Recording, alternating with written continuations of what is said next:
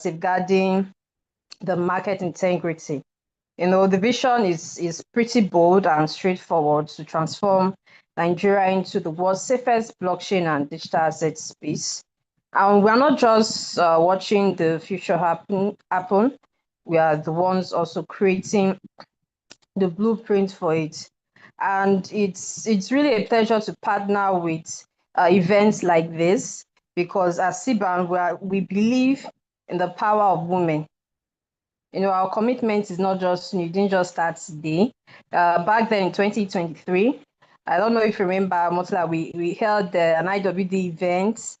Yes, we invited like over 1,000 women in 2023 when we had that International Women's Day event. And we also had a lot of speakers, we celebrated a lot of women in the blockchain industry. Yeah, we also have like a track record of taking women from sidelines and put the spotlight into the digital economy. We can see from the lineup of today's program, which I still want to recognize Motola, an amazing person. Yes, the founder of Visual Domain. She's a dedicated member of CBAN. For a lot of initiatives we've done in the association, Motola has always been helpful. Where for collaborations we've done, even during the previous election we had last year, December, she has been amazing. And her leadership in putting this event together is a testament to the kind of women within our association.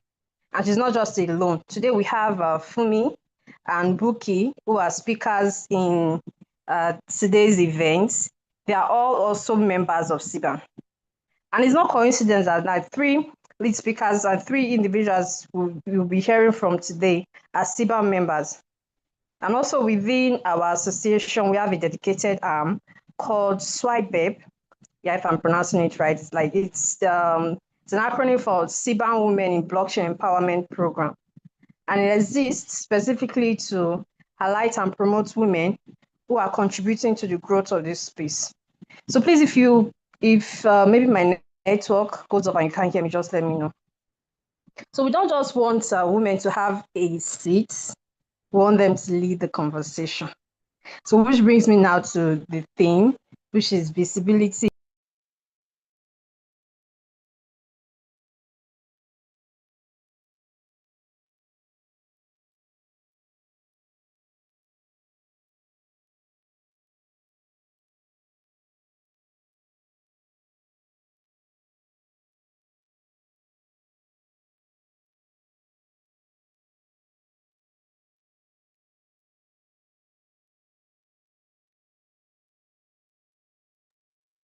Okay, a call came in. I'm so sorry about that. Please, can you hear me now? All right, thank you. Okay. Okay, I say that, yeah, which brings us to the theme of today's event, which is on visibility, voice and value, women leading the enterprise narrative. Most times in our workplace, we find out that women, they are just like the silent supporters, doing a lot of things, and they're the one making sure that everything goes well in associations, companies, but they bring in their value every day, but they are not really being celebrated enough. So something happened some years back in our association. We're doing elections, and that should be around 2020 or 2021. We called out the positions available. And you can imagine that in an association, we had like over 300 people, both females and male. Most of the positions that were called out, it was just only men who took for those positions. It was not as if we specifically said women are not allowed, you cannot compete in this position. No women actually came out to vie for those positions. We had to reach out to them, personally to say, okay, you are a lady, you can actually do this, to even encourage them to do these things. So you find out that it's not as if women are not, how will I say this now? They are not given the opportunity to do these things, but they are just shy to take up this role.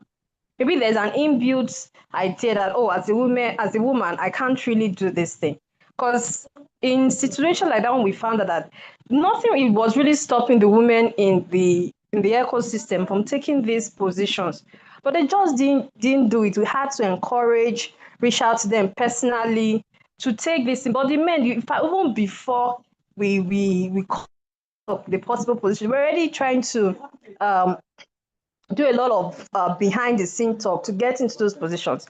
But the women, we had to take in extra effort to get them to do these things. So you see that this challenge now is not really lack of opportunity, like I said, is that we women will often wait for an invitation to a room that have already been helpful to. But if you see the women in the association at that time, they are doing quite a lot already, contributing a lot to the association and to the ecosystem. But okay, take this particular role, they shy out of it. They need extra encouragement, they need extra persuasions to do these things. We stay behind the scene too much, making sure that everything functions well without stepping out to claim our visibility. So this year's IWD theme is give and take. You know, when you give your excellence, you must also make sure to take your space. Also make sure to blow your own trumpet. If you don't lend your voice to your work, the narrative will be written by someone else. You do all the work and you see one very handsome man at the front taking all the credit, like, oh, we did this, we did, and your mind will be like, oh, I did literally 95% of the work. You just did say 5% of showing up. Yeah, and we are quite about it, getting, oh, you did well. Only just a little few people know the impact you are making without every other person getting to know these things. You see, so we have to lend our voice and make sure that this narrative is not written by someone else. We have to blow our own trumpet. And we don't have to wait for the main stage to start. You know, in your small corporation, you show up from that little corner that you are. And I will always use Motola as an example. You know, most of these initiatives we have in the association, she has always showed up, and it has been a good mark on her name, on her personality. So be visible from where you are, and the world will have no choice to take notice of your work. So if you're looking for the right platform to lend your voice, to gain that visibility, you know, CBAN is the platform for you, is the association for you. Yeah, our network has a lot of members that includes Web3 startups, these venture capitalists, legal experts, policy regulators. You know, so whether you're a developer, a researcher, actually anyone in the tech space and the blockchain industry, there's a place for you in CBAN to lead. So I just use this opportunity to just encourage every woman listening to me. You can visit our website, is www.cban.org. You know, take a look at the amazing things that CBAN has been doing for policy advocacy to Hi, education. Becky. Hi, Becky. Oh my Thank God, you. can you not So hear me? we Wow. can hear you. We overheard you. I think for cause of Okay, God, time. I was like, oh my God, I've been speaking to myself. Yes, Yes. I'm, No, I'm, no, I'm you done. haven't been speaking to yourself, but cause of time, we have to keep to Yes. time. Yeah, we have to move to some other Awesome, things. So awesome. what you can do is some of this other information you wanted to conclude, you can send it in the chat, right? You can put No, your no, no. website. Yeah, I'm done. Exactly. So you can also put your website, you Yes. can put your LinkedIn, you can put your personal LinkedIn. So in case anybody has any, question or something to ask you personally. But for now, I think we have to stop you so we can move. All right.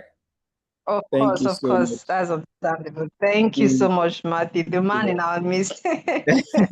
Yeah. All right. Thank you. Yeah. Thank you. All right. I think we also have somebody who is asking how can they join CBAN. So by all means, like Matthew said, the link, you can even drop your contacts. Somebody would pick that up with you and engage you. Now, the idea is not to increase membership for any association. The goal right now is to just spotlight opportunities that are available to us. Please let me know if you can hear me. Can we kindly just give me a thumbs up if you can hear me, please? Oh, nice. All right. So like I said, the goal is not to increase the membership of any association. The idea is to provide opportunities for us. As women, one of the things that we have found is that not many of us have access to information. And the few of us that have access to information sometimes even doubt if this particular opportunity is relevant to us. Why this happens is super unique to each individual, right? But then at the end of the day, irrespective of why some of us feel like we are not qualified or we are not fit, one thing that I always do, I tell myself, whenever an opportunity comes, I go for it. While I'm inside it, we'll be deciding if it is fit for me or not. I spend little or no time thinking about if I am qualified for something or not, because the fact that he meets me where I am, it means that it is me that should do it. Now, it's one thing if I will be the only one to execute it, or if I have to then collaborate with people.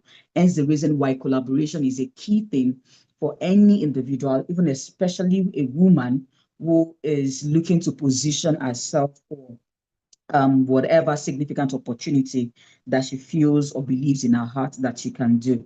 Now, these organizations are not only creating opportunities, but they are also building a supportive network that helps a woman like you who is listening to me right now grow and thrive in whatever ecosystem that you find yourself. So the next community that I would love us to call to the stage is a representative from the women in DeFi Africa. Do we have a representative here on the call?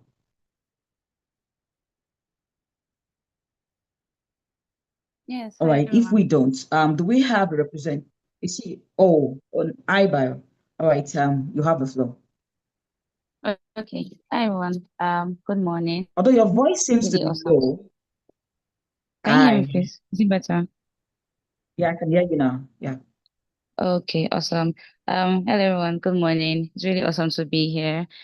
Being among amazing women is always a pleasure. My name is Bio Francis, and I'm the partnerships lead at Women in DeFi. So, Women in DeFi, we are a not-for-profit organization, Pan-African organization, and we are mainly focused on educating and empowering women with the knowledge of Web3 and decentralized finance. So we've actually been in existence for about 4 years now. We just clocked 4 last month, and it's really been amazing work that we've done, being able to like train young women from just novices to learning about Web3, learning about DeFi, and then building careers. Because for women in DeFi, one of the things that we are very passionate about is that we don't just want people to just like have basic knowledge of what Web3 is all about, or just come into this space and just be there. But we're very intentional about our women being able to like learn actual skills that they are going to use to build solid careers for themselves in the Web3 space. Yeah, because one of the major things that we're looking at is that when we look at the entire Web3 space, we see that a lot of times we tend to see men doing way more, right? Taking on executive positions, being in leadership positions. And at WID, we want to be able to change that narrative. We want to see women that are innovators, women that are building startups, yeah, women that are holding positions in leadership, not just for companies or projects that are based just here in Nigeria, but in the international space as well. And the founder is Sarah Idahosa. So if you go online and search for Sarah Idahosa, for those that don't know about Sarah Idahosa, she's a very, very phenomenal young woman that is doing really amazing things, started from a small place and has grown to where she is right now. And that is what we are looking at for our ladies in WID. So we have like trainings, courses. We have our intro to Web3 training where it's a 1 month course and it's free, right? So we partner with organizations that get to sponsor these trainings. It's a 1 month program where you get to learn about everything you need to know about Web3, decentralized finance, and just being able to like have your feet into the ground, because it's very easy to get very confused when you get into the Web3 space. There's a lot that happens. Like when you go to crypto Twitter, like everybody's saying a lot of things. There's a lot of GMGM, there's a lot of WAGMI going up and down, and you might not really understand the information you're saying. So that's why we created programs that can be able to help ladies to just easily onboard and just know what's happening in the space here. So it's a 1-month program, totally free. You can actually just enroll. And then we also have other trainings like our intro to web development training. So for ladies that will want to learn about, that want to become web developers, want to learn about programming, but you don't know where to start from, we actually have a program on that, and that's free as well. We have our DevRels that do trainings, and it's really awesome to know that there are some ladies that have come into WID that had no idea about they didn't have like any idea about what it takes to be a programmer or to be a developer. And now, from WID trainings and being part of the community, they've been able to like get on to become fully trained, and now working like for projects as developers, as DevRels, etc., winning bounties, and just being part of really amazing global organizations. And those are things that we as a community, we are really, really proud of. Yeah. We also have like women that are currently like startup founders that came out from our community and built their own products, which is really amazing. So we also have like our skill up program, which we hold quarterly, like every Q4. So we do like more in-depth trainings where we cover areas like technical writing, advanced DeFi research, product management, also like community management as well. So those are like areas that a lot of people, a lot of women can like develop like real skills that they can actually like use to work in organizations. Because one thing is that some kind of organizations, especially if you want to go for leadership positions here, they are usually looking out for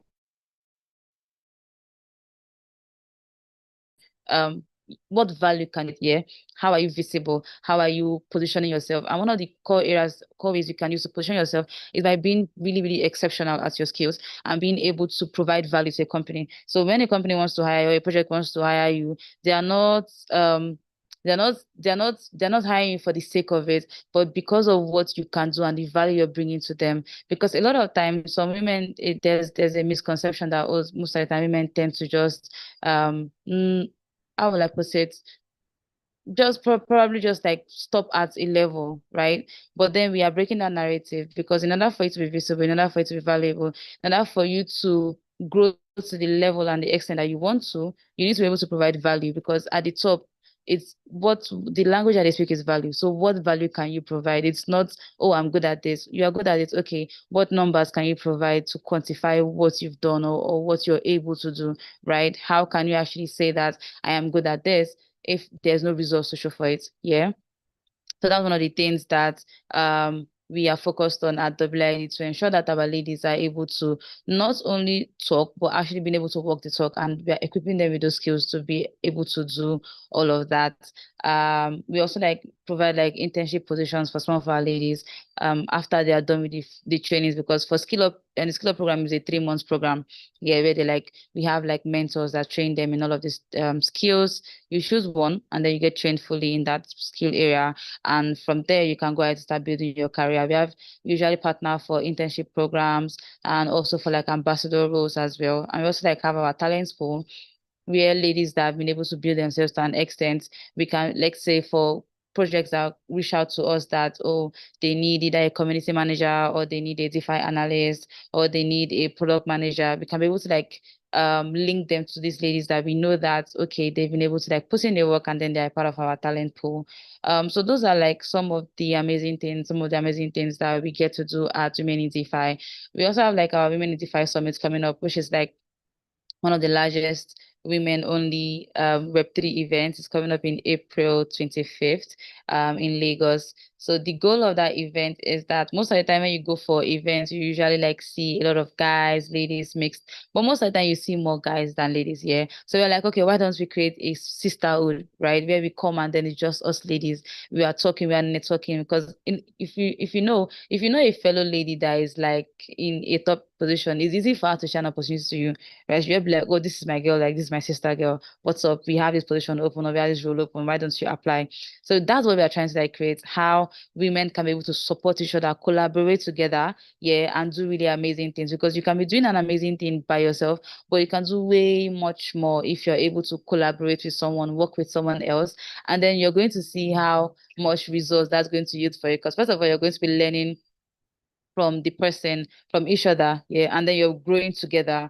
That just makes you work a lot more easier, because a lot of times when you're growing, when you're building, it can get lonely sometimes. You might feel like you're not making progress, or it's looking like you're not seeing the results. Meanwhile, you're still in the process of it. But then when you are building with someone, or you have someone that's holding you accountable, or there's like a pair you're working with, it just makes the work easier, because the both of you are sharing the load. You can talk to each other, you can provide opportunities for each other, and then there's just someone that just knows you, that knows your name, that, okay, if the person hears about something, they can also like reach out to you and be like, oh, I heard about this thing and I'm thinking about applying. Why don't you apply as well? So those are the kind of, that's the kind of ecosystem and community that we are building at Women in DeFi, where women are not just growing by themselves, but also growing with each other, supporting and growing together. So I think that's just all I want to share about Women in DeFi. So if you want to be a part of Women in DeFi community, you can go to our website, womenindefi.org, and you can see more information about us. You can search for us on X at Women in DeFi, across all our social media channels, X, Instagram, LinkedIn as well. So you can see all of the things that we do and how you can also be part of the community. Thank you very much. Thank you so much for that insightful presentation and for the work that your organization continues to do in building stronger pathways for women in technology.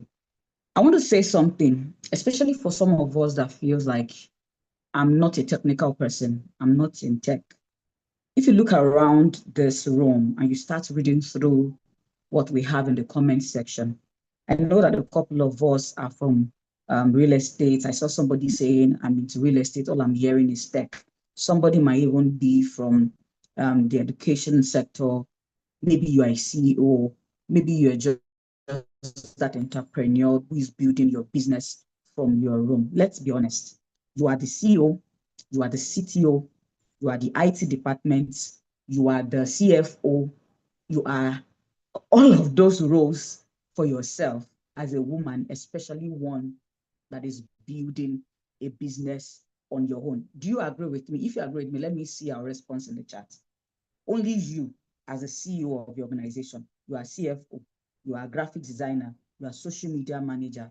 Some of us are fortunate to even have a small team working with us, but yet you are the one doing most of these things. Do we agree with me? If you agree with me, let me see us raise our hands in reaction, or you drop a comment from the section. I would love to know.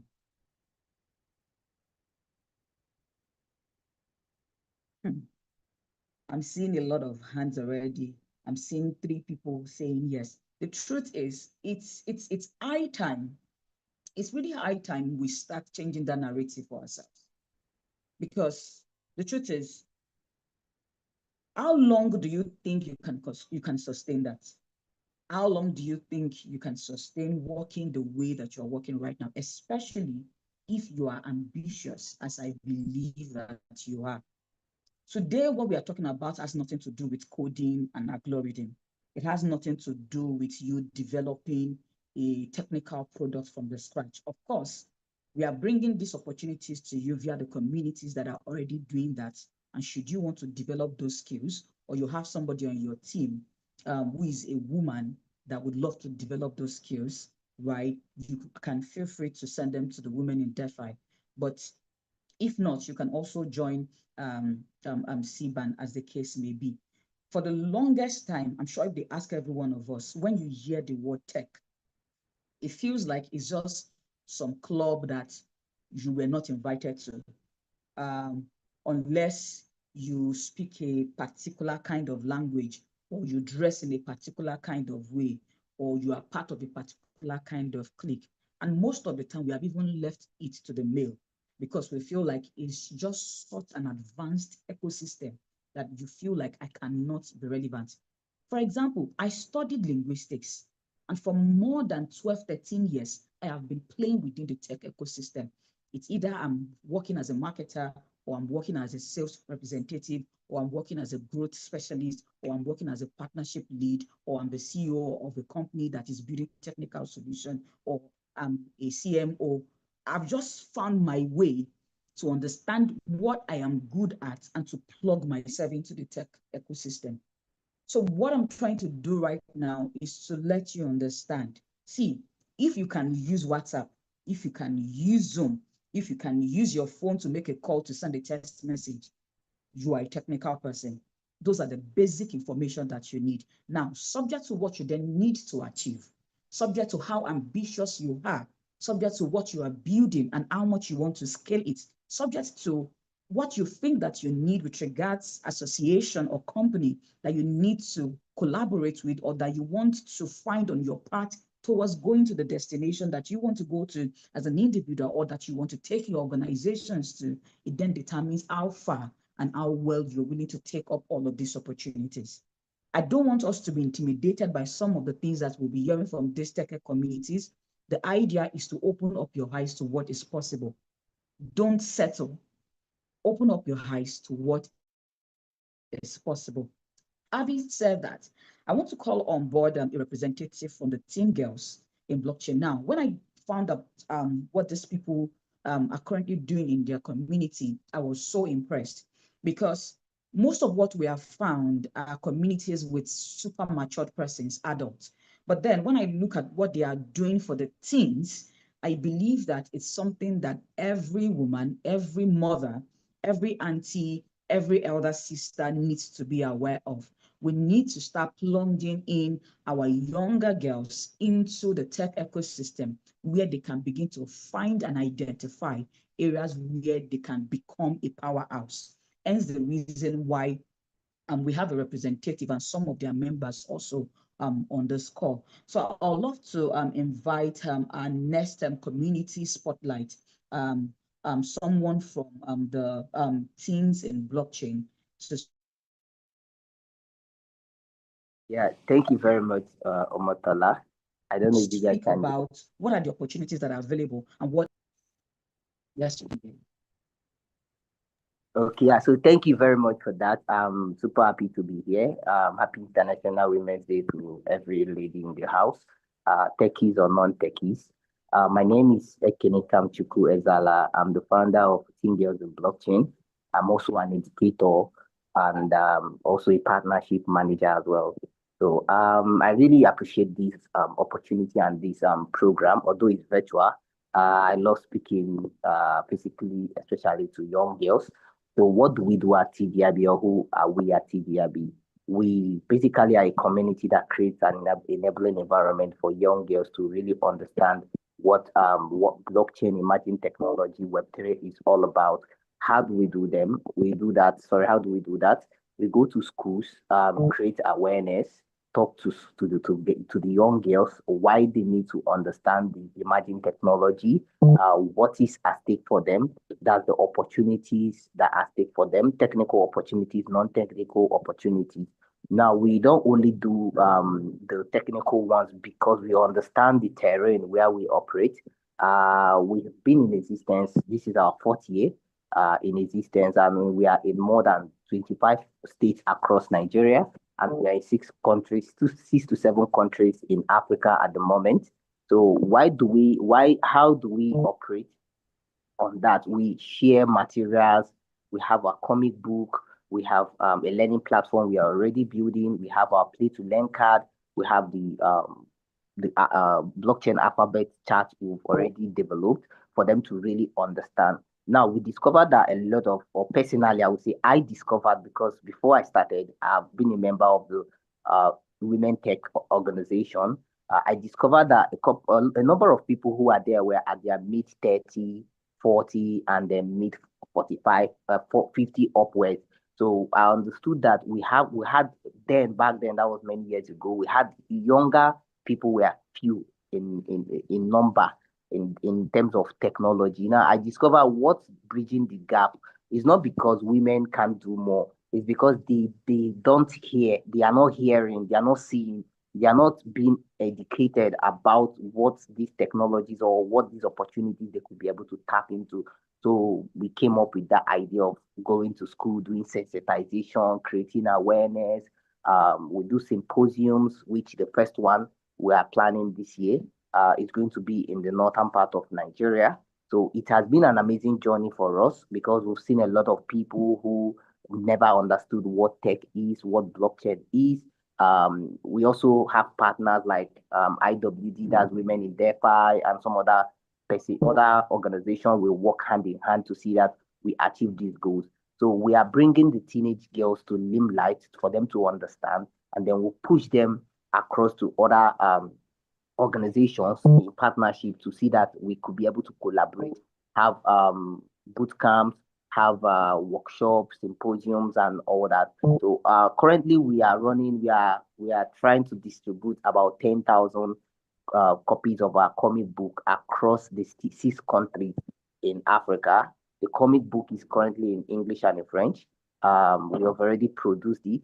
The first 500 copies have been produced in Abuja, and we hope to distribute that before the next quarter is over. We'll start the distribution from Lokoja, that's Kogi State, down to Zaria. Then we head to Akwa Ibom.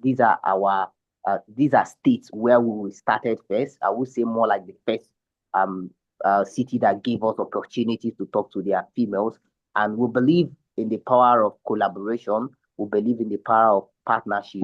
So we are open for people to come partner with us, come collaborate with us to make this happen. One of the things we also leverage on is that we do things for free. We don't charge anyone. We don't charge the children. So we call on maybe people who are on the call. You can reach out to us to see how these books can get even to your children, to your niece, to your nephews. We didn't do only the book only for females. We also targeting the young ones to understand. So we want to use the approach of the way computer is being taught in schools, in primary schools, in secondary schools. Before people get to see computer, they understand what a computer is. They can define a computer. They can process in their mind what a computer would look like. So that's what we are creating, because we know in Africa we lack a lot of technical stuff. So we want to start with what we have and leverage what people could be able to tap into. We are also in collaboration. We are working to collaborate with different Ministry of Education across the 25 plus states we are in. Currently, we are discussing with 2 states in the north, and hopefully before the end of the year, we'll have a bigger partnership with them to start officially, like with the government, of what we are doing. But thank you very much for this invitation, and keep it up. Kudos to all ladies here. You are not limited. Don't limit your mind. There is one word I don't like women say. Women are limited. Women aren't limited, and that's why we created DGIB to tell them that they are not limited. Rather,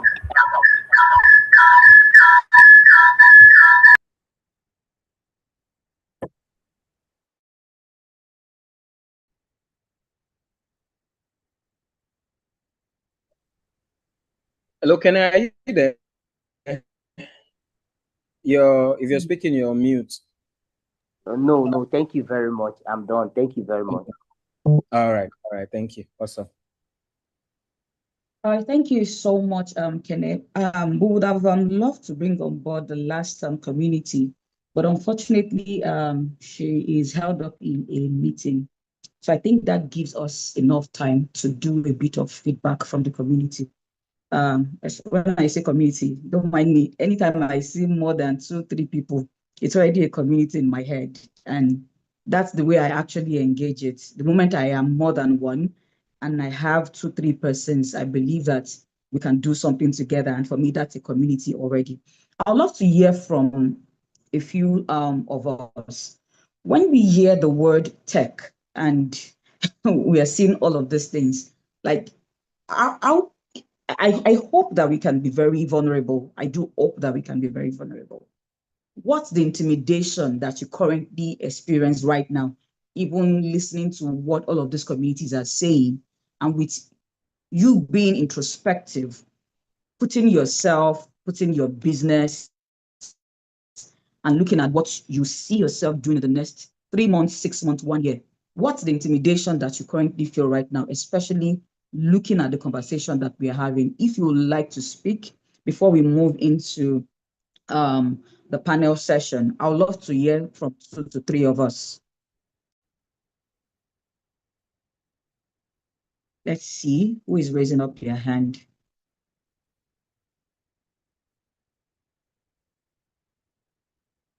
All right, in the absence of none, so that we do not take too much of our time, I would love for us to go into our panel session.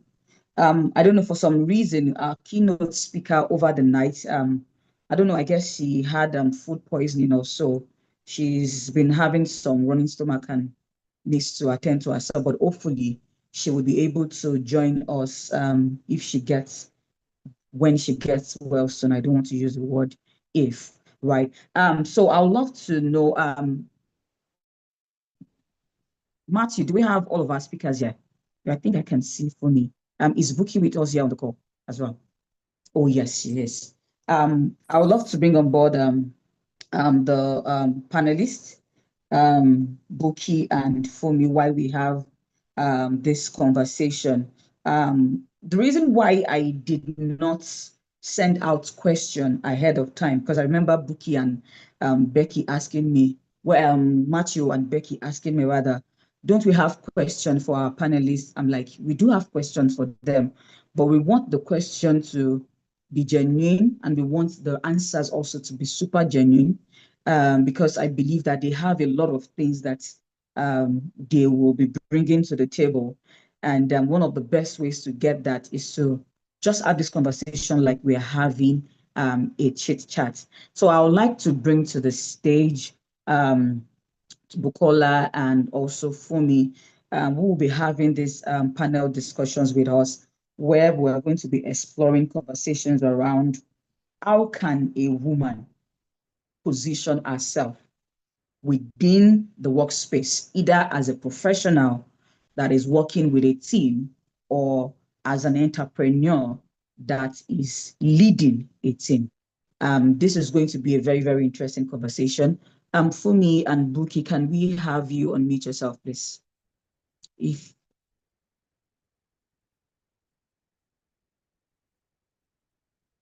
Can we hear me, please?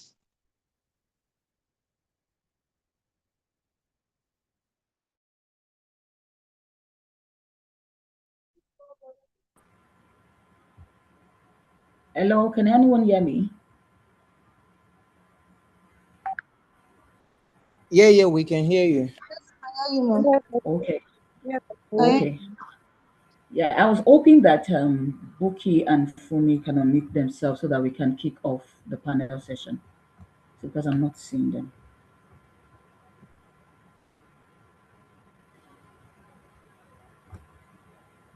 Hello, Buki. Hello, Fumi. Can you hear me, please?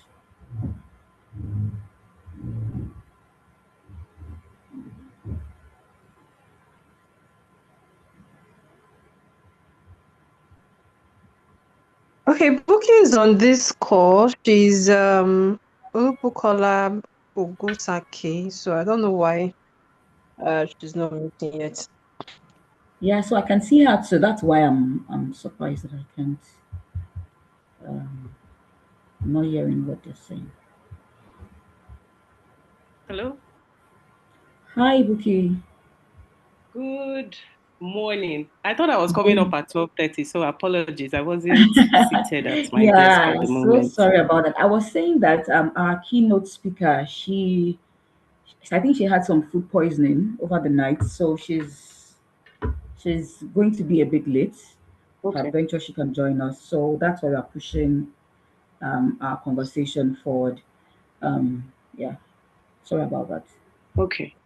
Yes. So did you ask me any question? It's great to be here today. Thank you so much for the invitation. I really appreciate it.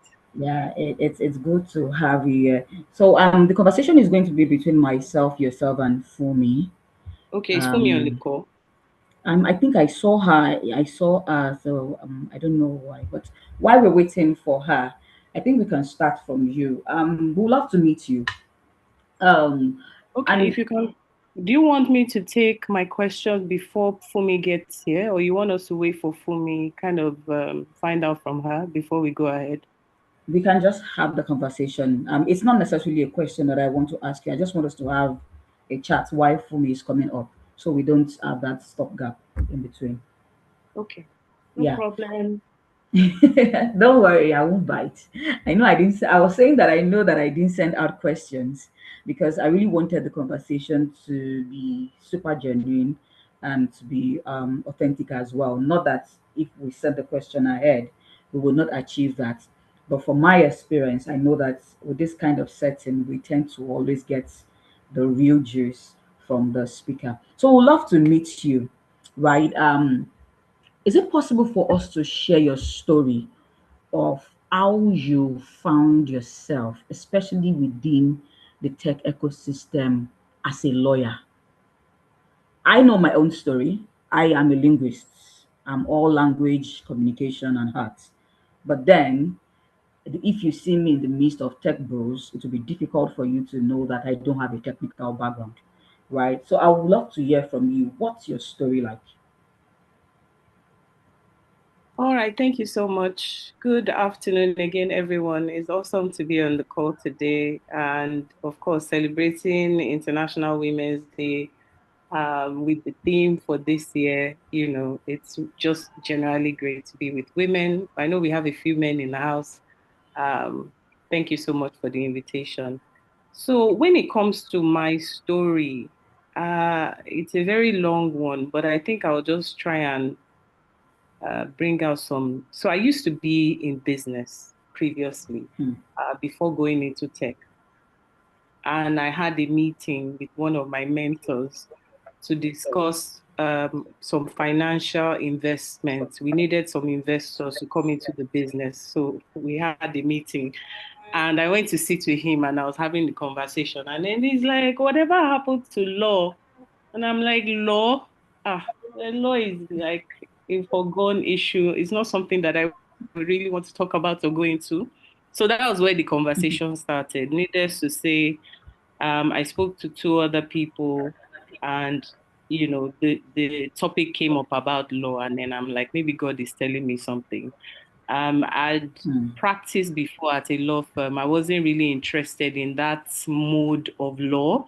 So I then started to research what other areas I could be interested in. And cybersecurity came up. I came across cybersecurity, came across data privacy. And as a business person that I was, I wanted to find out everything I needed to know about both areas. So I started attending seminars, webinars, and the like. And then, of course, once you get into cybersecurity and data privacy, you told the line of tech, and then I came across blockchain. I'm like, blockchain? Wow, this is interesting. I've never seen anything like this before.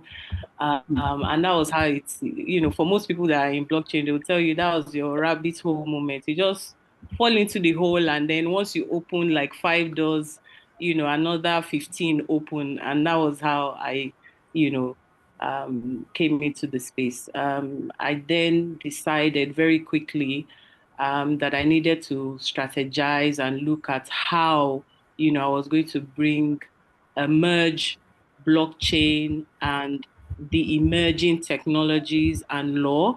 And that's how my practice came about. And of course, other organizations like Interstellar came into being. But that's just the story in a nutshell. Thank you so much. Wow, that's very good. I think like yourself as well, we have a very similar story. I think I found my path into tech. I just like selling and I like connecting people.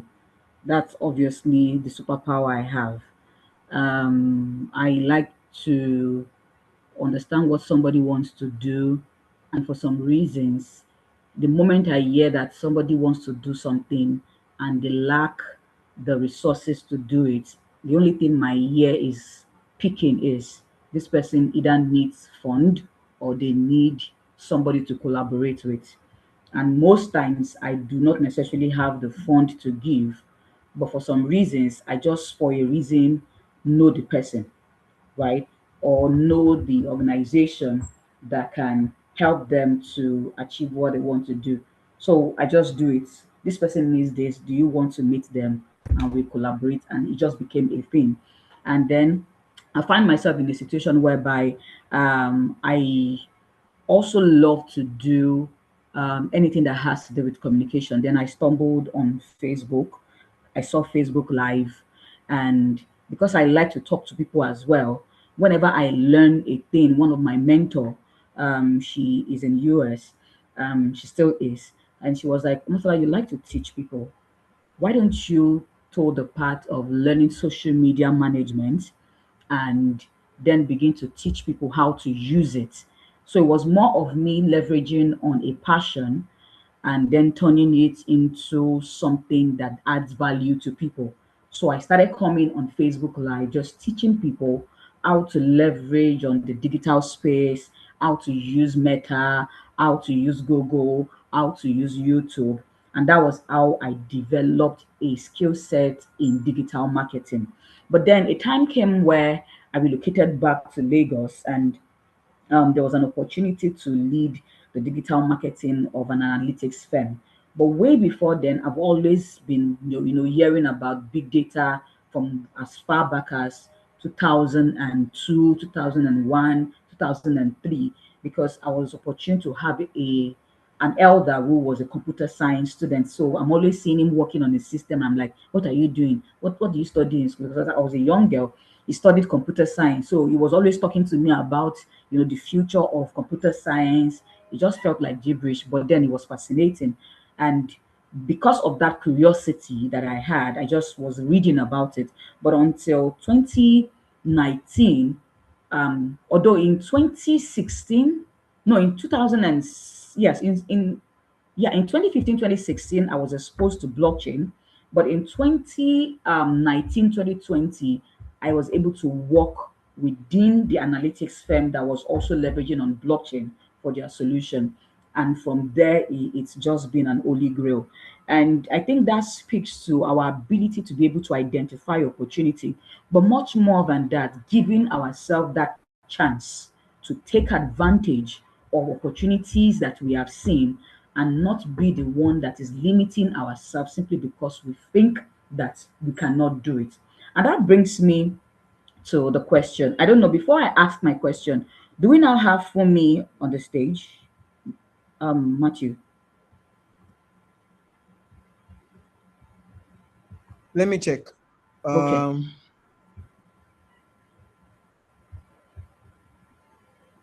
Well, I'm sure that if she's on the call, she would let us know, because I thought I saw her before. So for me, Buki, rather, I want to ask you, when you talk about women and opportunities, right? And I don't want to limit or restrict ourselves to tech.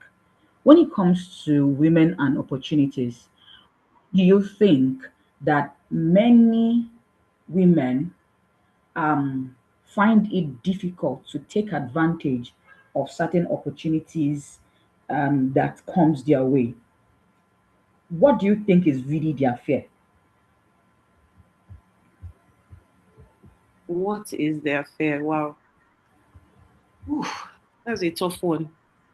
I think apart from the regular imposter syndrome that we women tend to have, I think women are generally overwhelmed.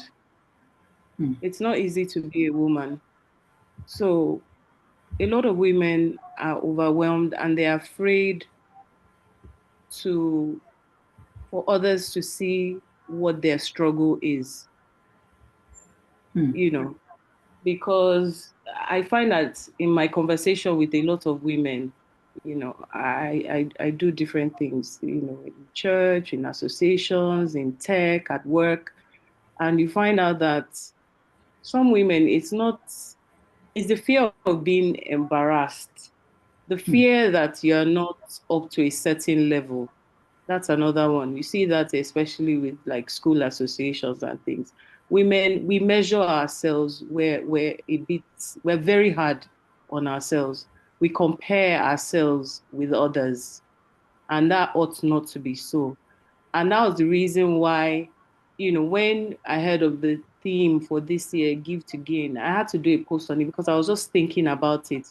We put too much pressure on ourselves, I was listening to the Pepsi CEO, that her regular oldie but goodie post, where she was talking about her daughter coming to her and telling her, "Mommy, you didn't come for parent teachers today. So-so-so's mom came. So-so-so's mom came." And then, she was just eating herself up, emotionally, mentally, thinking about all she's doing wrong. And then she just had a moment of epiphany and just said, "You know what?" She told her personal assistant, "Call the school, find out for me all those who attended the meeting." And the personal assistant went ahead to do that. And then the next time, that was the next time that there was a parents teachers association. So when her daughter came to her and said that so and so's mom was there, so and so's mom was there, then she now said, "Oh, but so and so's mom was not there. So and so's mom was not there. This person's mom was not there." So she countered her daughter, with that process, and that kind of helped her to cope. So I think we're very hard on ourselves, and we ought not to be so. And when we are talking about give to gain, yes, some people have broader capacity to give, but don't compare yourself to that person. The capacity that you have is what you need to function in. That which you have in your hands, use it. You understand? Don't go and start comparing yourself, to somebody that has, maybe you have only 7 jobs and then another person has 25 jobs, and you're comparing yourself to the person that has 25 jobs. The 7 that you have, please make do with that. Do you understand? So we do a lot of these mathematics in our mind and in our emotions that is not necessary. Yes, we need to give our best. And because we're women, we really need to step up to the plate. So don't beat yourself up. You can have a pity party for 24 hours. I always tell myself, if things go wrong, because that's just life.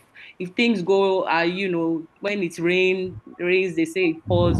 Have a pity party for 24 hours, nothing more. After that 24 hours, please, I beg, pick yourself up, get with the program. We move from that point on, and then you move on with other things. So I think that's a lot of things that in our mind. And I would say, to end it, is mind over matter, for us women. Don't allow yourself be bogged down. Don't allow yourself be depressed. So and so is married. So and so has 5 children. Me, I'm still at it's just not worth it. You need to live your life within your capacity to the best of your ability. That capacity that you have, you can break ceilings with it. That capacity that you have, you can still be an overachiever where you are, but move at your pace. So that's how I would categorize it, when it comes to women and the fear that we have in our minds. It's a game of the mind, and we really, really need to get a grip on our mind, because again, it's mind over matter. So I think that's my contribution for that. Thank you. Yeah, thank you so much for that. Of course, I hear that we have our keynote speaker on the call, but I don't know if she can speak yet. I am waiting to get a cue from Matthew. But while we having our conversation, um, so I'm sure if every one of us were given a mic right now to begin to talk about um, what are the gap that we think currently exists for many women. I'm sure that some of us will say something like, we don't think that we have a gap in competence, because really, if we do like a research right now, um, we would agree that in a technical event or in a real estate event or in any event, the most number of people that you see that occupies that room are usually women. So competency is not really um, something that we know is lacking. We are the most educated and hardworking demography in history. And what I feel like we do not have is that we do not have control, or we are not contributing significantly to the narrative. We often really do participate in enterprise, but what I realize that we don't do is that we are not usually the author of it. And today, from the conversation that you've been hearing that myself and Buki has been talking about, we want to really break down what are the things that we need to do. How do we just move away from being a service provider, if that is who you are, or to just being one who is producing a product and delivering it to the market, or from being just that manager that is leading a team to being a strategic individual. And being strategic means you are a strategic leader, you are a strategic founder, you are a strategic executive, you are a strategic wife, you are a strategic sister, you are a strategic friend. Because I realize that one of the biggest mistakes that we make is that we think that um, for a person to be visible or for a person to be known, then it means that that person is popular. But I beg to differ. I don't believe that visibility means popularity. And that's typically one of the mistakes that we have seen that many businesses and many individuals have found themselves to be trapped in. So what do you think about that, Buki, when it comes to visibility in the space, whether it's in the market So space? Yeah. visibility for me is very, very important. Not just being visible for the sake of visibility, but being visible by the right people and for the right reasons.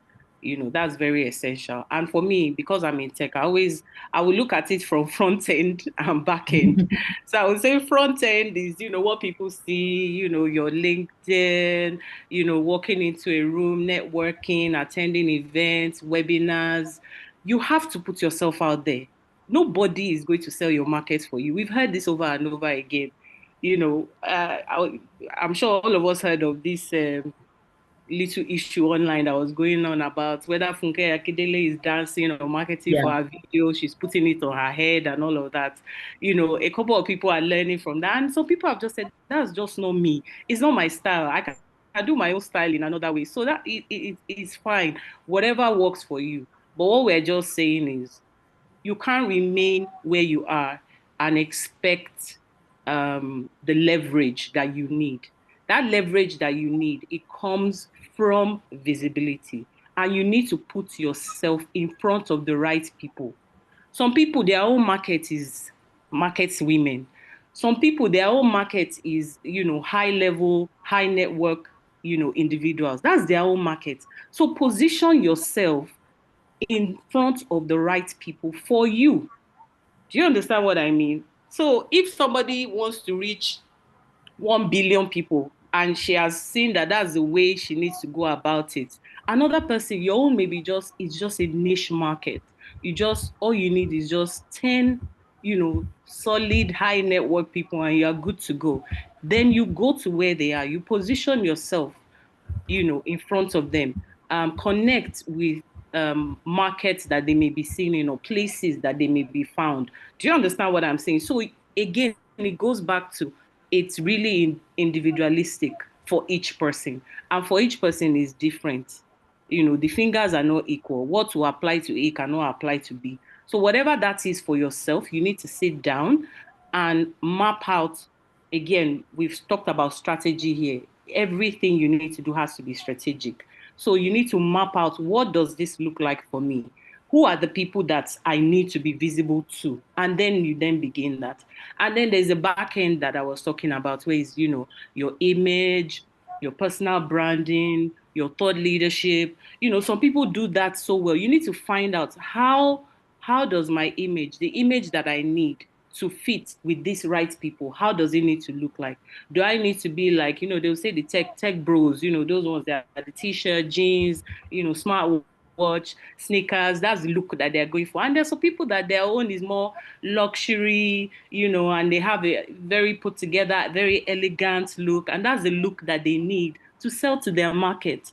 Okay, so you need to now look at what do you need to do to get in front of those people. That's that back end imaging and the personal branding. And for us in tech, again, like for me, that is law, thought leadership. What are you writing about? What are you putting out there?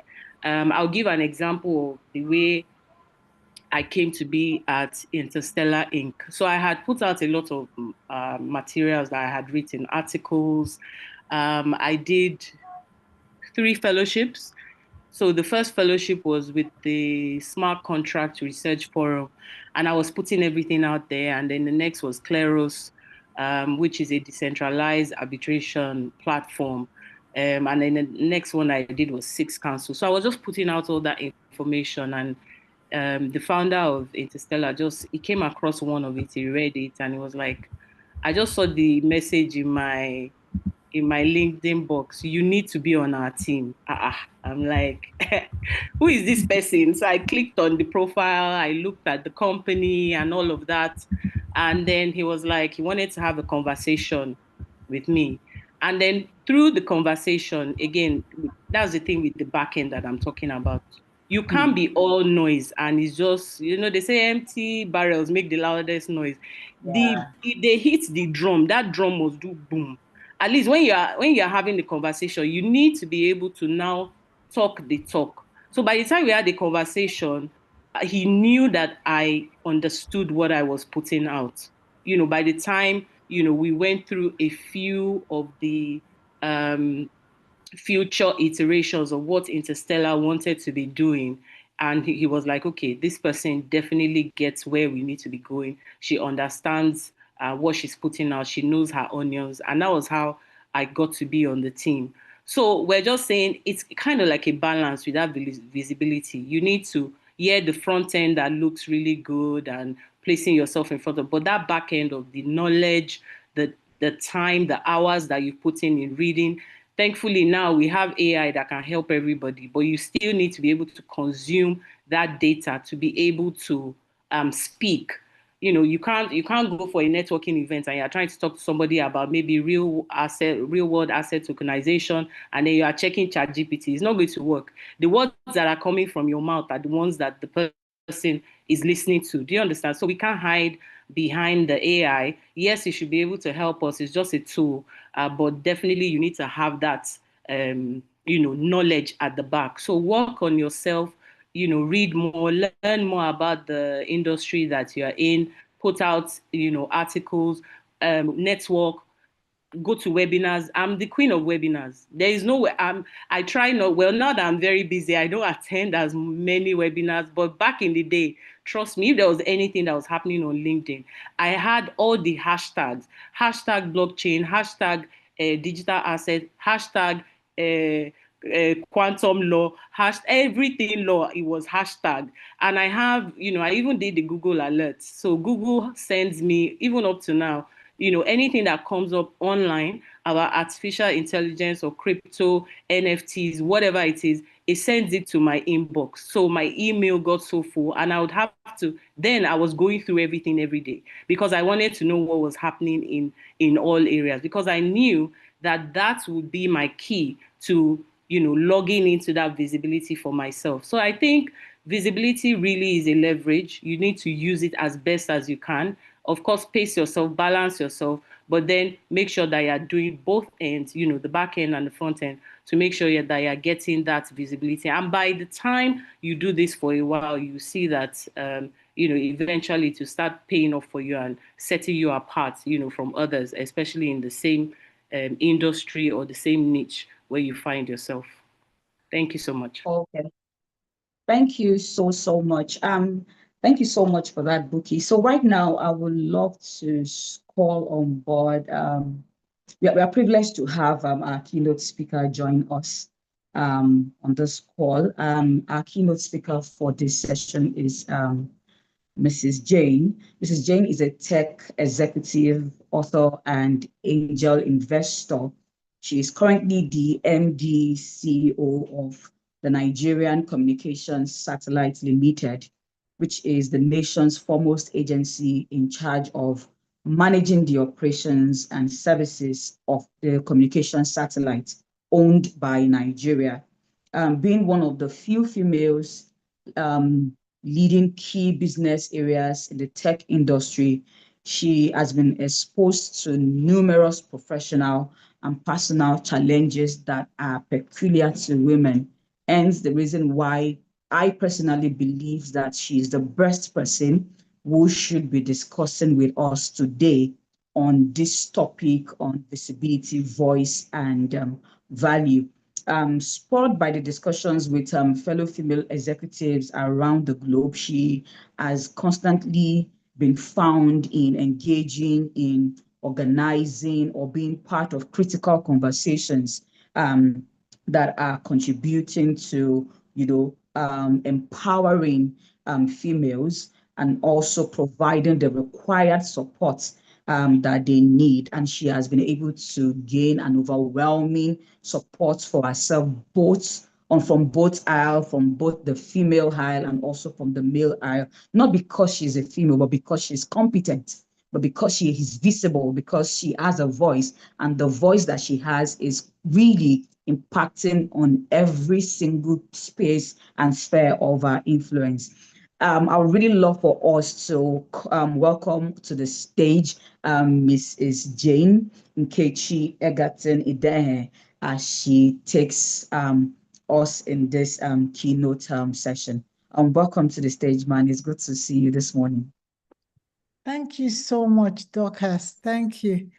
This has been the toughest keynote to give, not because of the keynote itself, because I've had a very horrible morning. I So can please understand. So indulge me. sorry. I have not. I thought I was a superwoman, but my body this morning was telling me you got to take a break. So I will try. Bear with me, even though the voice is not loud, but because I really wanted to do this, I will do it. I wanted to do this because it's something I'm passionate about when it comes to women, because I also believe that's some of the things that have held us back. I personally had an experience earlier, mid last week. I went for a meeting with, in the presidency's, what we call a space council. And the FEC sits in the meeting. FEC is Federal Executive Council, so the ministers. And it's normally chaired by the president. He wasn't available, so it was the vice president. There were only 3 females in that room. Myself, another PAMSEC who was representing the minister, and a lady that was an essay to one of the ministers. At the end of the event, the next day, everybody's like putting a post and all that. And I asked them, okay, can I have the pictures? I wish I could share the pictures with you. I couldn't find myself. I couldn't find the lady. Like, we couldn't find the ladies. And I started to think about what was going on. So I called the team that works in the villa. And I'm like, where are the pictures? And they stepped looking for the pictures. I said, I'm just looking for the pictures with at least some women in it. They will go time and they will come back. They couldn't find, try this or that photographer. You start to think, was it deliberate? But after that meeting, I made a pledge. I told myself, this is what I teach other women. The importance of visibility. The importance that your voice carries weight, because that's how you create value. And because it is important for you, you have to be strategic about it. Don't think it's a play, And one of the things I told myself, I'll be very strategic about where I sit in a meeting room. I usually would do that. So let's start. I wanted to start with this quote, because I think it ties all 3 together. Earlier part in my career, I didn't like visibility. And I think most women don't, because most times we grow up and you're told a woman should not be seen, or, so your job is to lie low, to do your work, keep your head down. But the truth is that if you want people to perceive you, if people perceive your value, that is when they will likely remember you, select you, remember your business, remember Dorcas as the professional, remember Amara as that very smart woman that is good in all things HR. Is when they perceive. Perceive doesn't even mean they know. Perceive, something is indicated, something you're doing, something you're putting out there, something you're talking about, sharing. There's a perception that there might be something there. That is what will trigger it. So I said we start by each of that, so you see how they tie in. Because, when I start talking about value, people make it look like value is Value in this context for me is not maybe how you look or dress or how you present yourself. Value is one simple thing for you and your business. That's what value is. It's what problems you're solving. That's what determines your value. What can I say? Like, if we had, oh, blind me. Am I still sharing? Can you guys still see the screen? Yeah, Yes, we we can can see see it. what problems Great, can you because I solve. thought that, yes, We can see your streamer. yes. And I say that because most times with women, we go through a lot of transition, and that's where you struggle with your identity. You start to think that your role is important. You forget that what's more important is the value you bring, and it lies in your identity. So people will tell you they're software engineers, they're a mother, I'm a this, I'm a teacher, I'm a that. Those are roles. Roles are transient. For women, they are transient. You start off single, you get up married, then you have kids, mother, in between your career. Those are roles. They could change. But the fact that they change doesn't change who you are. The value you bring is the problems you can solve, is your identity. Dorcas is very good when it comes to strategic communication. Jane is an excellent communicator. Amara is very in-depth in analytic thinking. That is her value. It's nothing to do with the role. She could play millions of roles, many roles, one role, and your businesses can be seen as that because it's so important when it comes to the storytelling part, which is the visibility. If you actually don't even identify your value, you would struggle by putting on LinkedIn, I am a salesperson. No, you know how to connect strategic connections and bring value to organizations when you have to be able to say, this is the problem I solve. This is the value I bring. So I say this because titles will change, companies will restructure, startups will pivot, roles will evolve. What is really important is the value. Earlier in my career, I used to work in Ericsson. I worked for 13 years, and that's one of the things I learned. My first stint in Ericsson, I was there for 7.5 years. Everybody knew me as Jane Erickson. They didn't even know my surname. People will save my name in their phone as Jane Erickson. So my identity was Erickson. That role I was performing. Is when I left the company, the root shock hit me. Then I was struggling with what's my identity? What am I going to be known for? Because now I'm no longer Jane Erickson. So I'll go and say, don't you remember Jane? Remember Jane Erickson? It's me on the line. Because now my number had to change because for 7 years, it was the company's phone.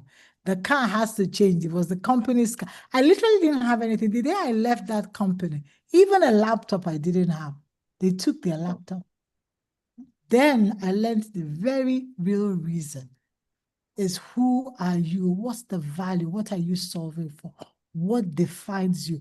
And once you identify it, you don't worry about the roles. For a long time, I didn't even used to bother telling people my role because you don't need to know. You need to know the value I bring.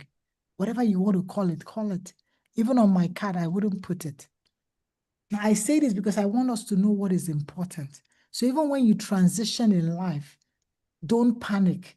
Today you're a mother, tomorrow you're not. Today you're single, tomorrow you're not. Even though you change your name, do you know what it is? I used to be called Nkechi Amadi. Then I got married. Everybody now said it's Jane Eggert. People don't even know who Nkechi, so what is important was the value I bring. Because if you look at the name, you'll be struggling. Do I know her? Can't remember if was she called Jane? Who is Eggert in it there? But the second question I would ask is, how do people perceive value?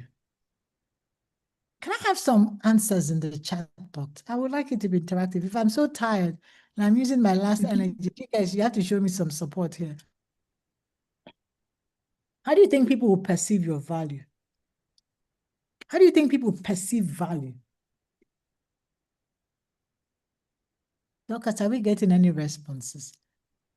Yeah, I'm checking in. I'm trying not to exit. I have to get some responses before I tell you anything.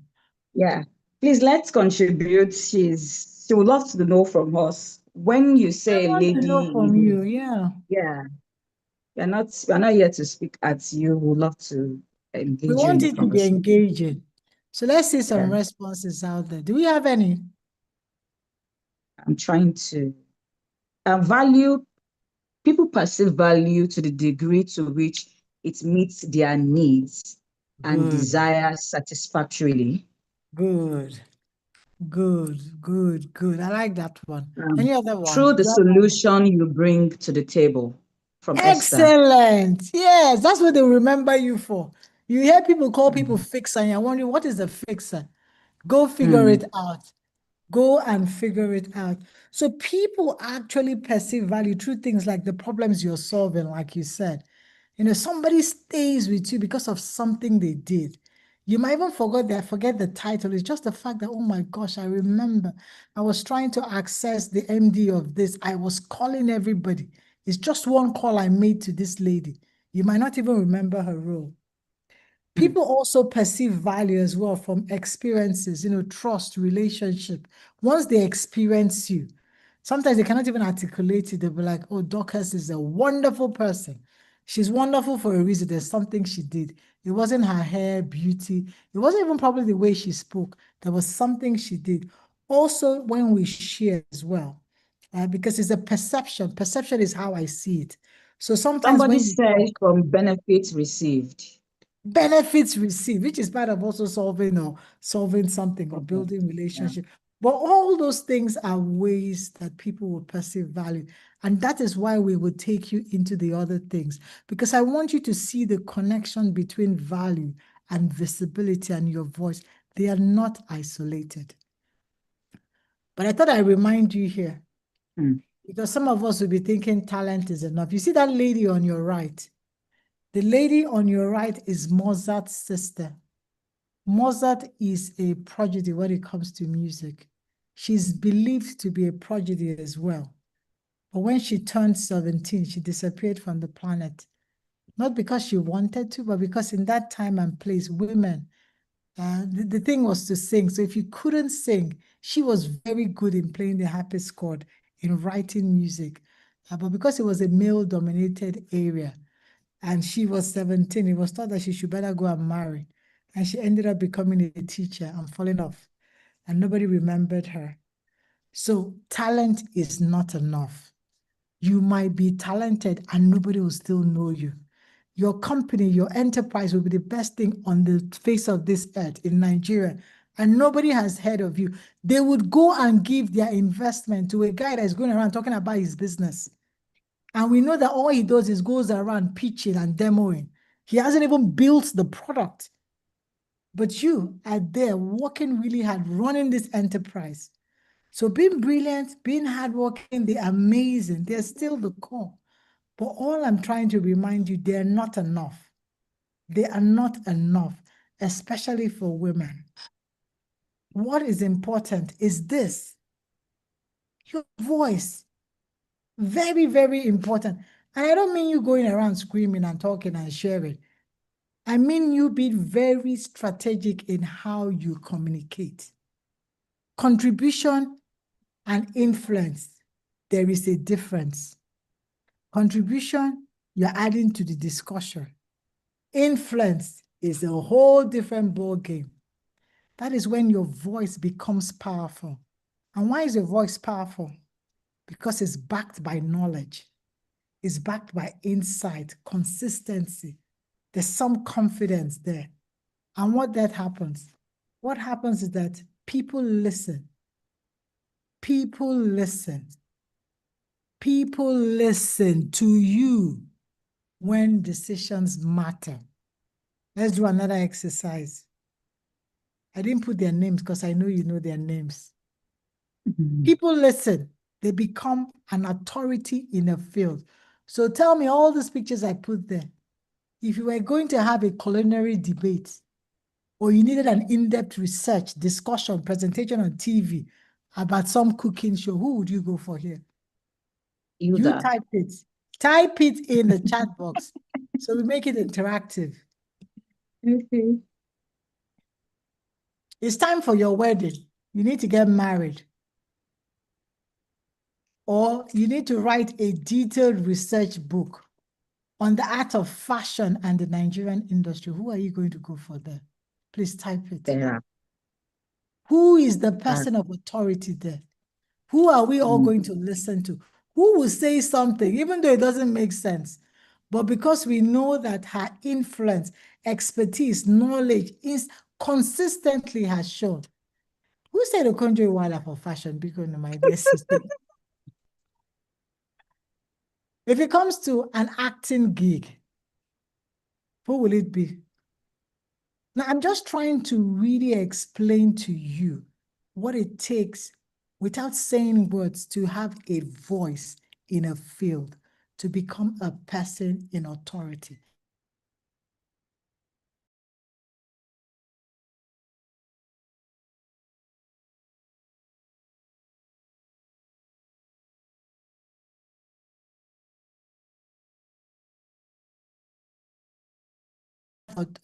Build authority, because I'm not saying you go around shouting everywhere. I'm talking about being very strategic in how you use your voice for influence, so people listen to you as a decision maker in your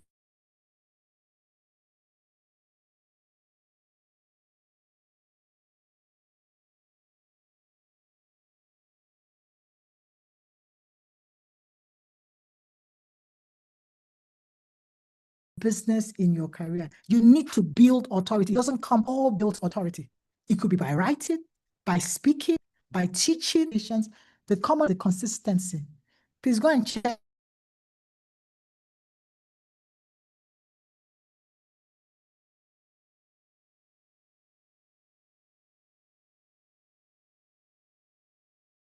Check when they started, they were not gurus. Probably the first Jack Hill as well. Go and see where she did her first career. I'm sure she felt like she didn't know what she was doing. Isn't it?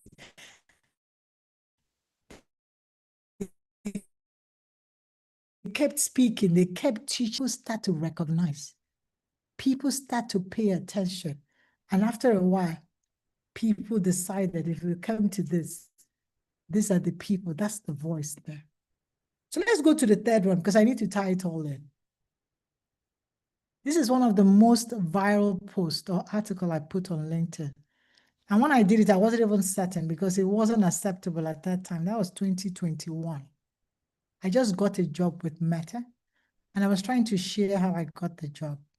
Let me start by sharing how they found me. So I had a job. I was running a satellite company in Nigeria for a British company. So as part of that process, I used to post a lot because I like to share. When I go and do presentations, I like to share. And I will come, put this post, share. And I didn't like to share outside my strength. So I was either talking about career, motherhood, or what I'm passionate about, women and girls in tech. Those three topics I would post, I would share because it made me happy. But in also doing it, I learned. I was learning, I was challenging myself. And I felt, if I'm curious about something, I want to learn more. If I learn, I want to share with others. So I started posting, and I didn't know people were paying attention. Then one day I got a call. It was a headhunter from Meta, Facebook, and they told me they've been reading all my posts and they loved the way I thought and all that. They thought I would make a great leader, and they wanted me to come and join their team and all that. I ended up getting the job. And I decided to share because that was the time mothers like me used to vilify others. That social media is bad, is this, all kinds of horrible things. And I'm not saying it's not bad. I'm saying it's like a knife. It cuts both ways. Depends on what you want to do with it. That is why I'm telling you about being strategic. It's a strategic intent. Using your voice is strategic. I told you about, I went into that room, and because I didn't show up in the picture, next time I said, I'll be very strategic about where I sit in such rooms. It's important. Representation matters. So there you go. Social media. For those of us that think it's a horrible thing, it is a tool, and you can really use it in the game of visibility. It's not only to go there and see what other people put. You can actually use it to share thought leadership. So just like in the days of our parents, People also didn't like readers. If you go back, some people thought it was a horrible thing when calculators were put out there. Teachers in Texas actually ran amok and did a riot that students would be lazy. It is just a tool. So I just want us to be aware, because we might be there thinking, oh, what am I going to do? I'm not saying you should go around not thinking to yourself. I'm saying just start from where you are. You're curious about something you know well, something you think others can learn from, some things you're passionate about. That's a platform that's democratized communication. Start from there. You don't have to overthink it. I'm not saying go and write a book and go and publish an article in a newspaper. Start with your tiny little post that you do there. Make good use of the platform. Create visibility. Tell your story. I heard Dorcas telling someone, tell us your story. Tell your story. My people, I would have loved to be here, but I know that the time is short, so we will try and round it up quickly. The last thing I thought I'd share, because I know there are entrepreneurs in this room, and it's something I've seen work against women, being an angel investor, is the process of enterprise thinking, because it's so important as we create value. And I say this because sometimes we're used to, not understanding that there's a difference between working in a system and building in a system. I told you about my Ericsson experience. After leaving the job, I realized that there's a difference between working in a system and building a system. You can be in a system and still build a system. So what does that mean? It means that you build a Jane brand. It is not the Ericsson brand. Jane Ericsson is working in a system. Jane as a brand, as a technocrat, is not someone that is working in a system. It's someone that is building a system. Oh, my people. And for that, there are 3 questions you need to answer. Guys, I would hurry up. 1 is, how can a process become a system? Those of us that are entrepreneurs, is there a process you're particularly doing? How can you make it a system? A system means it can run on its own. What does it take to make it a system? 2, how can you scale your idea? I said that when I was doing the promotional video for this session. Most women are entrepreneurs. Over 50% of entrepreneurs on the African continent are women. How many of them actually are unicorns? I couldn't find any. And there's a reason, because as a unicorn, your business has to be worth $1 billion. And the reason is not worth $1 billion most times, because we don't scale. Why are you not thinking of scale? Why are you thinking of just doing that business and running it from your house? Why can't you think about doing it beyond the state, beyond the country, into another sector, evolving to new products, beyond the product you're running? All those women I was showing you on the other slide, that's one of the things they have done well to scale their brand. Sometimes not even their business as an individual, but their brand.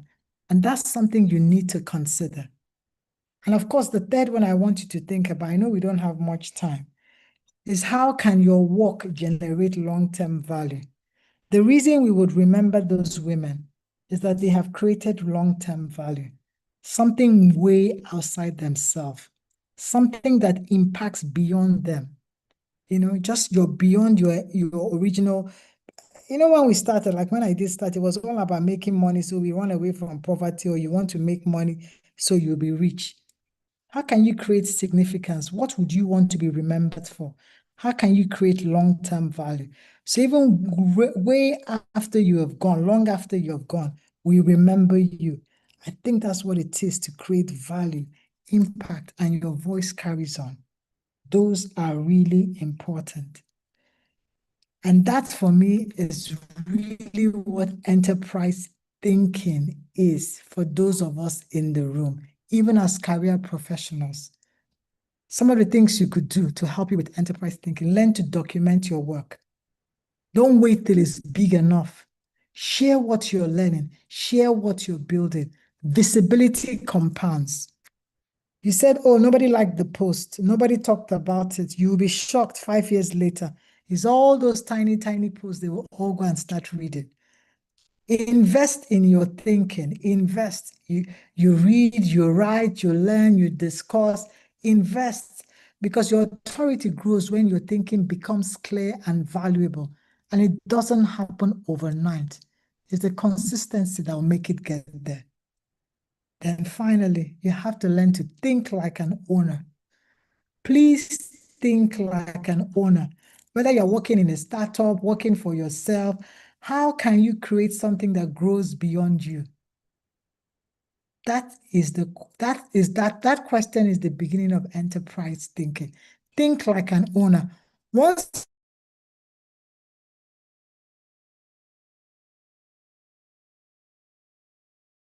the corporate field, because I would ask myself, if this was my business, will I do this? And once I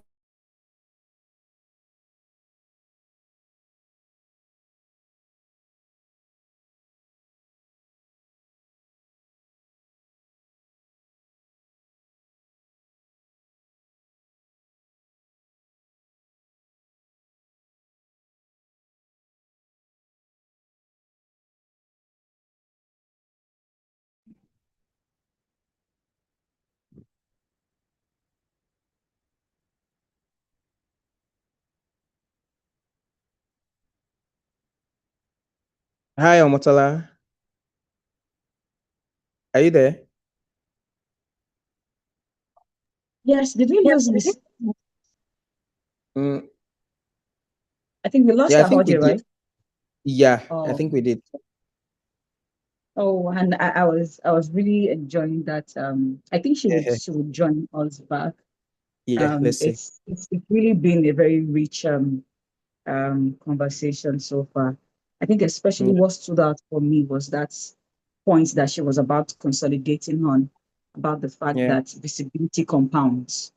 And Because- I'm sure that if they start asking many of us that, we're trying our best to work on our visibility on the relevant social media platforms that we have identified, that the people who can leverage on our services or the product that we're selling, or the organization that will find you useful and relevant on their team can easily find you.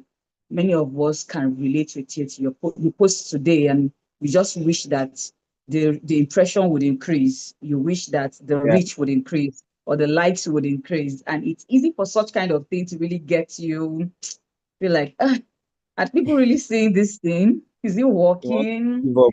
How long do I need to, post? I think with what we've heard today, there's a compounding effect that comes to it. It's not, like I was saying when myself and Buki was talking, it's not about being popular. Buki True. made mention about Funke Akindele dancing and exploring her creative side, and then some persons are like, "Oh, I don't want to dance and I don't want to do this." But then, if you really ask yourself, how many platforms do you find Funke Akindele dancing? She's very selective of even the platform where you see her really being visible. Instagram, TikTok, Snapchat. You don't really see her on LinkedIn doing that.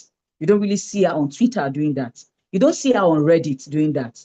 She has identified our target audience. She has identified the people who would find what she's doing relevant, who will find it useful. And she decided to leverage on that platform to be able to tell our own story. And to be candid, just like Mrs. Jane was talking about, it's impossible for you to say that you have found your voice, or that you have a voice in the industry that you are in, if nobody knows about you, if you are not even making an attempt to be visible in the places that matter. Because visibility is not just you showing up, it's you showing up strategically. Is you understanding that what I have to say or what I am doing, this is the solution that it is bringing to those who have a problem that this solution can cater to. It's you understanding that what I have should not just be something that people within my geographical location can leverage. Is it something that can scale beyond me? Hence the reason why she was talking about she being an angel investor, but yet we struggle to find female-led businesses or even businesses that have scaled to become a unicorn. Why? Because the system that has been built within them do not have the sophistication that is required to even take, for instance, the business you're building right now. If 1,000 people sign in to use your solution, if 1,000 people sign in to use your service, can you serve them? Do you have what it takes to serve them? Hence the reason why we are having some of the conversation or all of the conversation that we are having today. So it's one thing for you to be known for something. It's another thing for you to have the system, the protocols that can ensure that all of the activities and the processes that would help you in the deployment or in the delivery of what you are providing, either as service or that you are delivering as in the production and manufacturing of your products, that you have a process that makes it easy for you to expand and also contract. So whether you just want to sell to people in Nigeria alone, or you want to expand to people in UK, or you want to sell to people in Asia, do you have the infrastructure to maintain that? But beyond the infrastructure, does your brand, your personal brand and your corporate brand, do you have the authority? How well are you known within your industry? How well the colleagues that you work with, can they speak to amplify whatever it is that you are saying, whether it is in the public domain where all of us can see or behind the door where you are?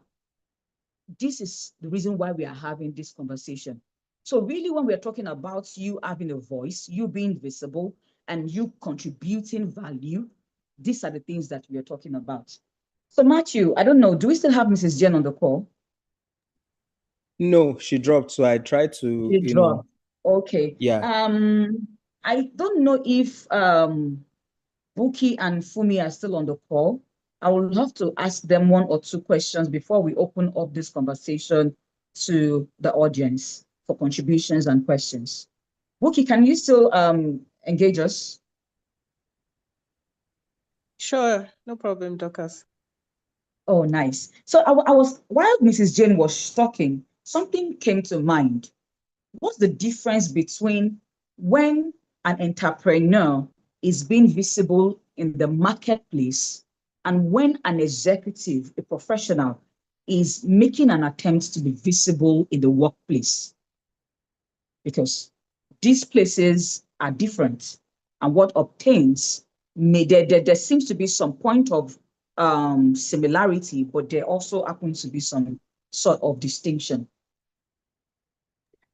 Definitely. I think Jane kind of touched on that as well, because when you're working with an organization, you're mostly, it's contract based.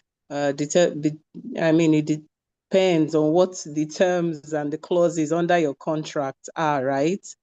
But just like she said, we're in the modern times. And I believe that now more than ever, people are beginning to understand the concept of personal brand. And you'll find that people, even though they're working with organizations, are building their personal brand, aside from the company, so that, if the rug, is pulled under you, you still have something to fall back on. I think for entrepreneurs, we need to understand that personal branding is also very different, because most entrepreneurs just focus on the brand of the business. They don't concentrate on their own brand. Whereas you need to have your own brand. And that is because investors may come in, the ownership may change. I mean, they can buy you out, and then of course you have a lot of money, but then you are left, without a brand. So you need to actually consider that. We have so many different examples of people who have walked away, very rich from organizations that they've started, but then they've gone ahead to make sure that their branding, their personal brand, is still very different. So as women, I think we need to consider that and separate it. We like to, join it together a lot of times, but just need to understand that I need to separate my personal brand from my business or from my career. For those in the career level, you need to do it. Again, we've talked about strategy so many times today. I think that's the most used word today. You need to be very strategic about it. you can't do it in such a way that it will be distasteful to your organization, the organization where you work. Do you understand? But then you have to make sure that you are still at it. So you find that balance, you can do that, build maybe I give an example.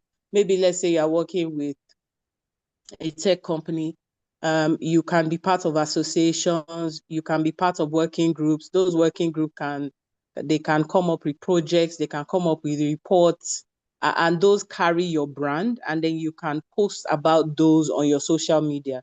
So it's not affecting your business, the business of the owners, because it's not in competition with them, but at least it shows that you are building yourself in your career and you are getting your name out there, and it doesn't affect their business in any way, shape, or form. So just put that in mind, when you are building your career or your business. Yeah. And I think for me also, one of the things I would like to contribute is the fact that for many entrepreneurs, let's say you're not even working with an individual and you're looking at, okay, how do I work on my visibility?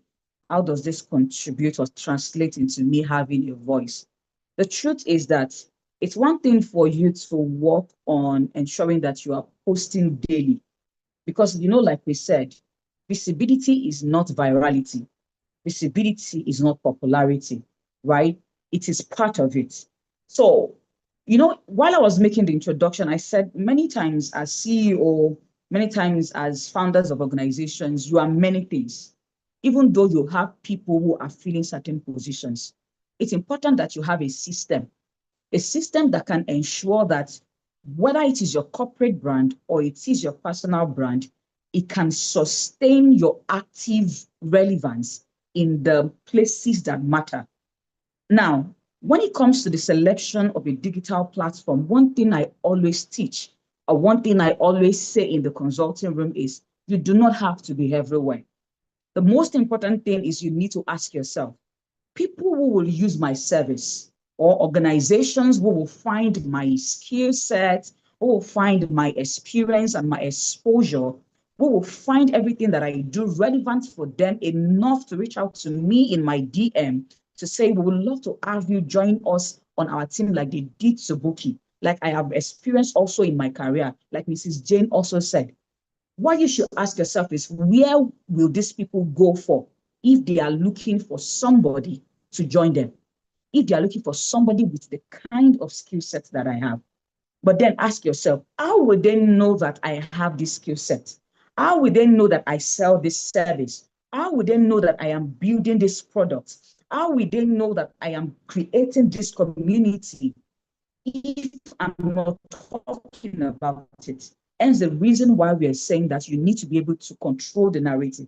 You need to be able to tell your story. But while you are telling that story as a business owner, separate your personal brand from your corporate brand, but find a point of intersection where they can see that, oh, this is what Fumi is about. This is what Omotola is about. This is what Kene is about. This is what she is passionate about. This is what she is investing all of her effort into, so that she can be able to contribute significant value to whatever project.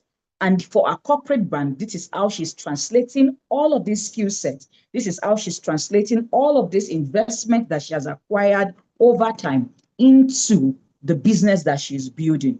Or if she's doing this for the business that she's building or for the team that she's leading, then she might as well be able to do it for us. I don't know if you see how that connects. So where the value starts being translated is when they begin to see what impacts the story that you're telling about what you were doing at the back end on the public space, the story that you're telling about spotlighting the things that you're doing, how is it translating into solution?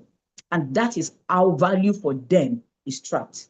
Now, for me as well, I think one thing I also want to say is this. When you are creating visibility for yourself in the workspace, similar to what Mrs. Jane has said and to also what Buki has also said, the thing is, the rules in the workplace is somewhat different, is a bit different. And you may be the most diligent and the most efficient executive. if your line manager is not able to really capture what you are doing, to translate it into value to people at the senior management, when the line manager is giving a feedback about the people that are on a team or on his team, you realize that you are really not going to be creating a good path for yourself within that organization. Promotion may be a little bit stretch for you if that is what you're looking at. Now, people will think that when we're talking about visibility, we are saying you should bootlick or you should just try to do eye service. No, that's not what we are saying. Visibility for a professional in the workplace is like you building a social capital. It's building your social capital. Hence the reason why you must take very, very seriously the relationships that you build. Strategic visibility in the workplace is about positioning.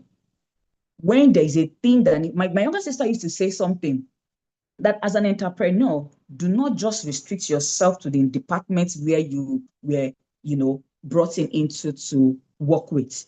You can be relevant across other departments. So what kind of bridge are you creating? Sometimes you can also volunteer with another department that are doing a project where you believe that your skill set can be relevant. Funny thing is, you might not even have that sophistication that is required to deploy what is necessary in that project for that department, but you can volunteer. And that way you also acquire new skills. And that's what being visible and building strategic relationship, ensuring that you are contributing in conversations that is, building to the growth or adding to the growth of the organization that you are in. These kind of things can help you to really create for yourself a very, very strong voice within the organization that you play in. So lastly, for me, I want to ask this question.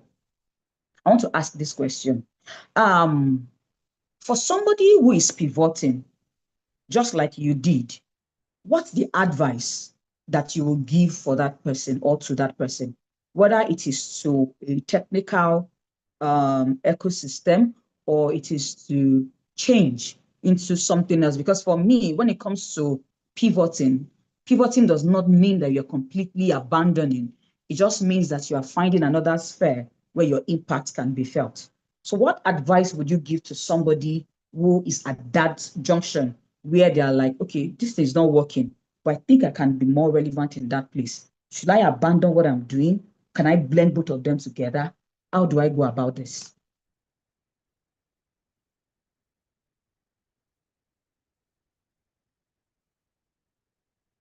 Hello, Buki, are you speaking? You're muted.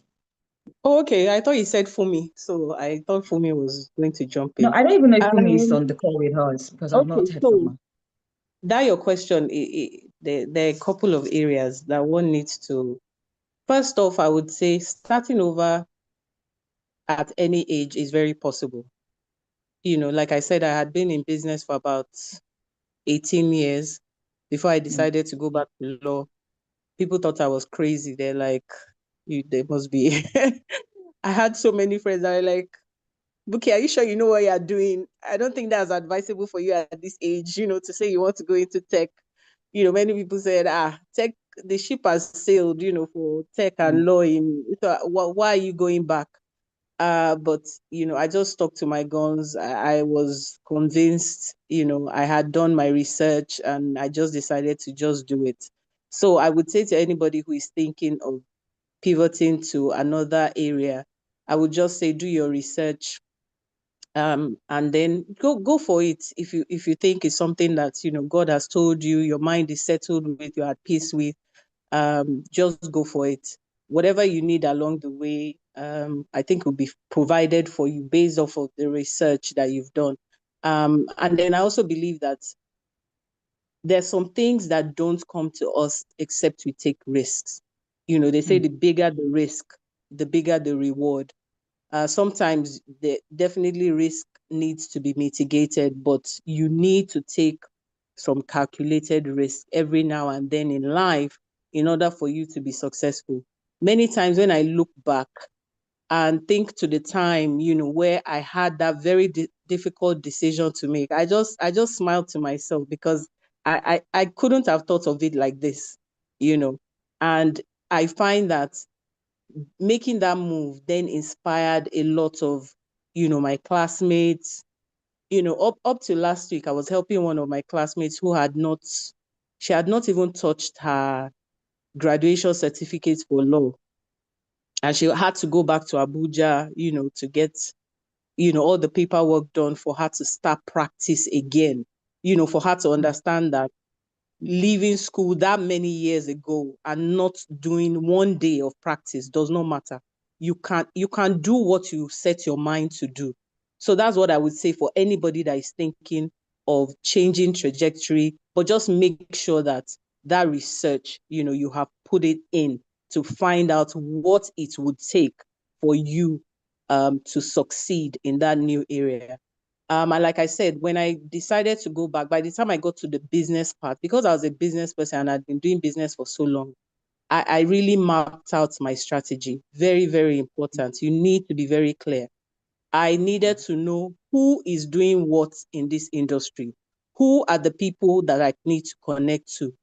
I needed to find out how many people or how many firms are doing blockchain, crypto, emerging technologies, artificial intelligence, quantum. I mapped that out. Those that I needed to get into the room with, I decided to do that. And because I was a business person, when you're an entrepreneur, you do everything. You know how to do marketing, you know how to do sales. You had mentioned it earlier. So you have that experience. So I was not afraid of opening any door, knocking on any door. I was not. I made sure I connected to the relevant associations. And today, I'm sure when some people think about it, they'll be like, is this not the bookie that was contacting us like a few years ago? And now, I'm a trustee of the Blockchain Experts Association of Nigeria. I'm a trustee of the Virtual Asset Service Providers Association of Nigeria. So when you think of some of those things, you just have to take those risks. So consider that. Don't be afraid of anything. Just do it. Just map out your strategy. Find out who is doing what. Position yourself in front of the right people. Get your thought leadership out there, right? And make sure that you yourself understand the knowledge. Again, it's back to capacity and consistency and being competent as well. And it's a balance. Let nobody come here and deceive you. Like I said, there are two parts of this. There is front end, there is back end.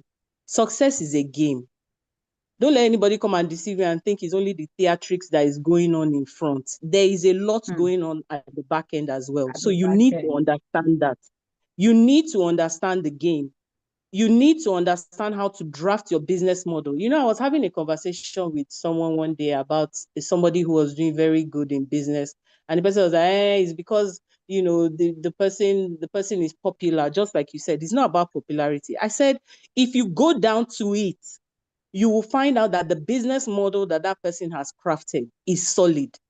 The person has surrounded themselves with stakeholders in that industry that the person cannot fail. You want to go into an industry in this country and you don't have some of the people who are at the top of their game, either on your board as advisors, or do you understand? You've not positioned yourself with them. Some people even offer such people percentages in their businesses. Of course, the business is going to do well because the person has thought of that back end. While you are just there focusing on the front end, and they are wondering, how is it not working now? My LinkedIn post is not, generating. Yes, those things work. I was very happy when Jane was mentioning her own LinkedIn testimony as well. Of all a lot of people talk about the things that they get connected to, but there's that other side as well. And so it's a balance. And we need to make sure that we get that balance right. Yeah. It's super, super, super important. If I would even ride off the bat of what you just talked about. For me, I'm sure many persons who know me, they know how much I like writing. I write a lot on my LinkedIn. I write a lot on my Instagram. I write a lot on my Facebook. Personally, for me, I am not everywhere, and I do not intend to be everywhere. I'm predominantly on LinkedIn, and you find me on my WhatsApp status and on my Instagram. I share sometimes on my X, but this is something that I do when it comes to strategic or intentional mapping out of your visibility. I don't receive every connection. I do not save every contact. I do not share every week. like that consistency to always want to be visible Monday to Friday, you will not see me. Sometimes I can just go offline for 1 week or for 2 weeks. It's because I can do that based on the visibility that I've been able to secure for myself. Now, you will ask me, why am I constantly saying that it's not about virality, it's not about popularity? I'm saying that because that is not what converts. I'll always tell people, when you are coming to the workspace or you are coming to the marketplace, your objective must always be conversion. Now, I know that this looks like I'm talking business or I'm talking sales, but look at it this way. If you're a salesperson, that you talk to 20 persons about a product is not the end. The end is that from that 20 persons, how many revenue can you generate? Let's say your target is to generate 100,000 and you have spoken with 20 persons with the potential to at least buy a minimum of 50K. So you know that in that regard, if 200,000 is your target, you need 4 persons to buy at 50,000 each. You need 2 persons to buy at 100,000 each. To break even because of all that you have invested, from calls to visits, let's say that you now find from that 20 people, somebody who may be capable of buying a product that you are actually selling for 50K. Let's say you can pitch it to them at 90,000 and they will not negotiate.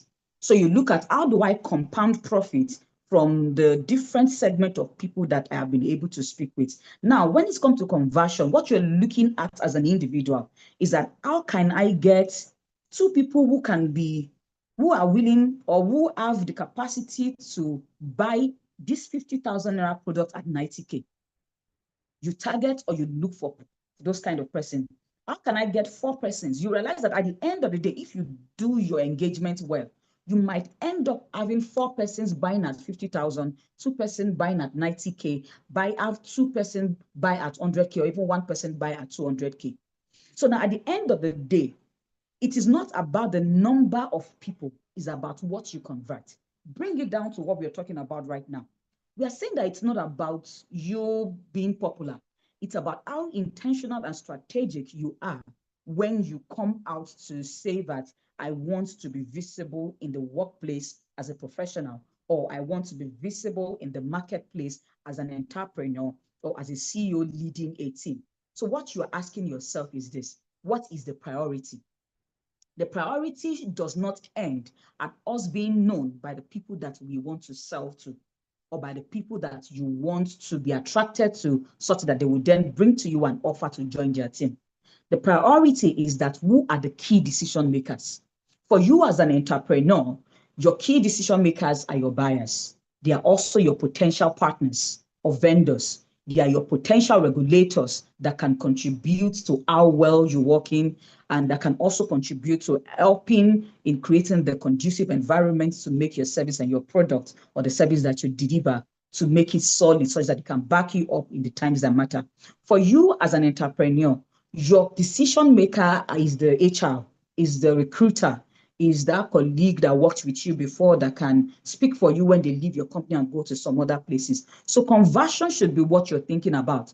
So hence the reason why you don't want to stay in just contributing resources to content creation. The back end that Buki is talking about is, what systems am I putting in place? As a tech business, am I leveraging on a system or an infrastructure that can make it easy for me to scale? What technology am I leveraging on? What community am I part of? What relationship am I building? What business model am I creating? Am I regulated? What are the systems of check and balance am I putting in place? What support system am I leveraging? All of these things contribute at the end of the day to what makes you solid, right? And to what even helps you to be able to contribute significant value to the places where you are. Matthew, you have your hands raised up. Yeah, I mean, I just wanted to, remind us of the time. to be time conscious, because I think it would be nice to also give room for questions and answers and feedbacks and comments. Yeah, that's the segment that we are going into right now. So please, Okay, how many of us have questions, and do we have contributions? We have the next 10 minutes. I think we are still well within time. We have the next 10 minutes to do that. Do we have questions or do we have contribution? Let me see. And rather than just dropping it in the chat, please feel free to, okay, Juliet, you can unmute yourself, please. Thank you very much, Dr. It's a pleasure to be here. My name is Juliet, and beautiful smile. It's nice to see you. Yes, I work in the sexual health space, and interestingly, on Thursday, I'll be speaking at the platform of African Women in Technology. I'll be talking about sexual health. Now, sex education, sexuality is still very much a taboo in the African context. We hide under technology, we hide under innovation, we hide behind civilization, but trust me, it is still very much conservative. There is still shame, fear, and guilt. And I was looking at the research work by World Health Organization and United States National Institute for Health. One of the things they found is that sexual satisfaction significantly impacts on workplace productivity. It's a groundbreaking research, and that is something that we have not really tapped into, especially in this part of the world. And this is a space for women. Only 20 to 30% of women reach orgasm through penetration. And, we still have not said a lot of things in the area of women finding their sexuality, women finding their space. And we talk about productivity. Sexual health has been established by World Health Organization to be an integral part of health and a strong impact on workplace productivity. And as somebody that worked in the HR space, I can tell you for free, if people are not sexually satisfied or sexually healthy, one of the things that it translates into is workplace sexual harassment and bullying. And we have not even had enough. So Juliet, sorry to cut you short. I do agree with what you're saying, but the dynamics is such that we find ourselves in the workplace where when you're talking about sexual activeness, not everybody is sexually active. Hence the reason why you may not, from what you have said, people talk about innovation, people talk about technology, and it seems like it's not a conversation that is being heard. You have a workplace, if you're an HR, like you said, you would agree, you have singles, you have married, and you have married people with different statuses, divorced, widowed, still, married, and you have singles who are not in a relationship, who are celibate. You have those who, by the reason of their faith, are not active, right? So now, if you now start talking about sexual activity, being sexually active, the context within which we need to start engaging it would need to start being created into segments, right? Of course, we can always have that conversation, right? We can always have that. I'm open to having such kind of conversation, and I would say thank you for what you're doing within that space. If you don't mind, I wouldn't mind us creating a topic, right, with a different program where we can talk about this extensively. And I think that will provide you with the opportunity. I'm happy to come around. Yes, I'm happy to come around. And we also have a differentiation in my space for married people and unmarried people. And you talked about celibacy. Very well. Abstinence is one of the things we talk about. Abstinence is one of the things we talk about. You know why? It's because there is a long-standing research that pairs high body count with low level of satisfaction. So that means the higher the body count, the lower the level of satisfaction. So we also talk extensively on abstinence, especially when we do training in church. Can you hear me? I don't know if you can hear me. I think I can hear you now. Okay, so what I'm saying is that since that's not the conversation we are having today, can we make that conversation on that particular event? I promise you we'll do that together. Yeah. All right. Thank you. So thank you so much, Juliet. I do agree with you that sometimes one of the things that affects productivity in the workspace because of the dynamics of the different segment of people we have within the workspace is what you have highlighted. And I will be very open to having that conversation with you. So thank you so much, Juliet. And for people who may want to still continue this conversation with Juliet, you can drop your link, possibly your company's link or your WhatsApp link. People can reach out to you to want to know more about that. So now back to the conversation that we're having today. It's all about how do you amplify your voice? How can you remain visible? And what are the things that translate into value for you as a professional? Please, do we have any other contribution or any question in the room? Please feel free to raise up your hand and the floor will be open to you. We have 5 minutes more for that.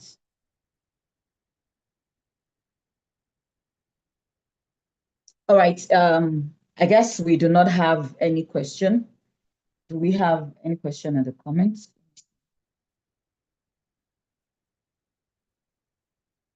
Okay, Joe, Emily, and Oluwatomi Bello. Let's start with Joe. Emily, you can unmute yourself, please. Then the next person will be Oluwatomi Bello. Joel, rather. Okay, good afternoon, ma. Yes, ma'am. I was Hi, about Joel. Joel, Emily. Thank you so much, ma, for this opportunity. I'm so grateful to you. Also, Mrs. Buki, I'm sorry if you're not married and it's supposed to be Miss. And Miss Jen, too. I enjoyed the whole interaction, and I have to say I was enlightened in a lot of areas, especially the parts where Miss Jane was saying we have to like actually put ourselves out there and the value that we create. How do people perceive the value we have or what we have to give to the society? It's also helpful to me because I feel like I really don't have to be there for people to know what I'm doing. Like that's one mindset I have that I'm trying to work on. I actually have a business. I bake, and I'm also working in the pension industry. So the level of consistency that I put into my business, it's not so much. And with the little conversations and what I've been able to hear over this meeting, it has been so helpful to me. I wanted to ask if maybe, I mean, I love the way you speak, Ma. Can you hear me, Ma? I don't know if it's the network. Hello? I can hear you. Okay, Ma, thank you. I can hear you, Joel. Okay, thank you, Ma. I actually do not have a personal mentor that I would say I follow. And I know how, I don't think I've seen any person that has made it out there that would say I did it all on my own. Like they have this mentor, they have that mentor, and it's quite amazing and it's interesting. But for me, Okay, I for think, mentors, yes, ma'am.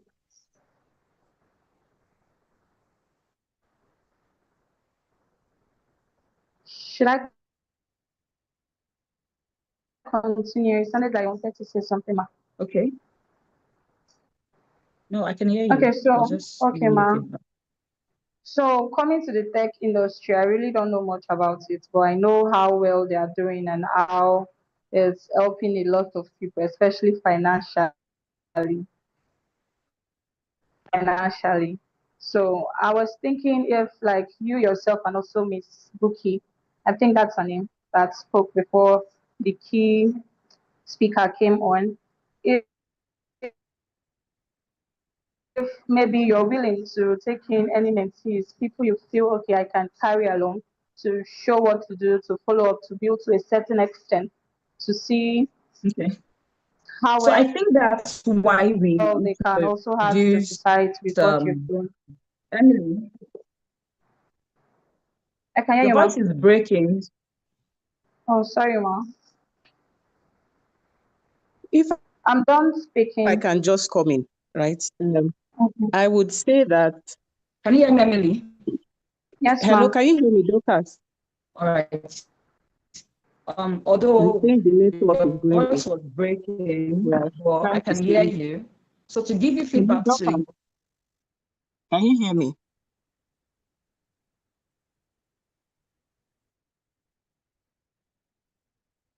I don't know if it's my network. Go on, please, Buki. So I wanted to say, when it comes to learning, I think it was Dorcas that said it earlier. We don't have to be in the same industry for you to learn the dynamics from me as opposed to from you. You said you bake. You can use the same concepts, right? The same principles in your business as another person in another industry. So when we're talking of visibility, we're talking of voice, we're talking of value, you then need to ask yourself, what value do you need to build within the catering or the baking industry? And then you can map that out. You need to ask yourself, for your voice, how can I get my voice out there? What digital media tool can I use to get my voice out there on what I am doing, the skill that I have, my offering, and the like on baking, and get myself out there? The same for visibility as well. We've talked about front end and back end. What does that look like for you? If it's that you need a mentor, oh, well, you can go and look at people in the industry. Remember, I talked earlier about, I looked at the people who were the top of the industry. Who did I think I needed to be like, or I could marry my path after? Do you understand? Map out what that looks for you. And I'd like to encourage us to also think global. Don't restrict yourself to local. We are in a new world. A lot of things are happening in the digital space. You know, the world is flat. Now once you have a phone, you have the world in your palm. You know, so you can even connect with bakers in Kenya, in other African countries, or even in Europe, anywhere. You can look at US, Australia. There are people that are doing different things. You can look at their technique and say, what can I bring from the technique that they have to my own local environment here that will make me unique, that will give me a unique selling point? Do you understand? And for mentorship, you can go and knock on some doors. I attended this webinar. You spoke about this. Can I have, audience with you? Can I have a 30-minute chat? Can I send you an email? Connect yourself with people. And then mentorship doesn't even need to be physical. You can follow some people on LinkedIn or whatever social media channel it is that you prefer. Look at what they're doing. Map out what can work for you within your own capacity that you can strive towards. And, map that out for yourself. It's all about strategy, like we said, and then begin to implement. You can start small, start where you are. We've heard that today as well. Use what you have. You don't have to do it the way another person is doing it, but the one that you have, you can kind of start from there and then just work your way up. So those are just some of the things that I think, just hearing from the way you were speaking, that you can start to implement, and I'm sure will work out for you at the end of the day. We gave an example of Hilda earlier. I'm sure what she did with her team was sit down and say, do you know what can we do that would drive eyeballs to our business? And they would have strategized and say, you know what, why don't we go for applying for Guinness World Record? And, they decided to work on that. And I think I heard a PR manager saying something like they had been planning for it like 2 years ahead of time. So those are the kind of things that you can do. I'm not saying go and do the same thing, but you can look at what other people have done in other regions and kind of just, do something close for yourself and make it yours. And I'm sure you'll be, more than successful at it once you start to implement. Thank you. Yeah, and to add to that, I think that's also one of the reasons why we introduced some of the communities, because being part of a community, what it provides to you or for you is access to mentorship. Some of these communities have peer-to-peer mentorship. They also have facilitators who come on board as mentors. I have 2 communities that are strictly for entrepreneurs and business owners. I'm part of CBAN, which is a community for people in blockchain and in Web3. The Women in DeFi are for people who also want to explore skill set around blockchain, also other tech-related services, the teens in blockchain, and even CBAN, and all of that.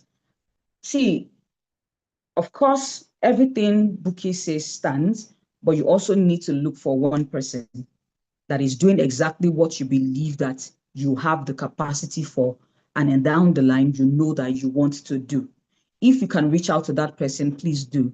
And rather than just reach out to somebody who is just, whose engagement is relevant to the local context, I believe that a person should have dual mentorship. One that helps them to be able to understand the international landscape, another that helps them to understand the local context, right? Because you need to be able to bridge that gap. Pending the time that you're building right now, subject to what you want to do, you can decide what you're creating the foundation of your business for. Is it for local expansion, or is it such that you want to be able to scale to other platforms, which is why we even have the like of our partners like Vontech, helping businesses to leverage the cloud.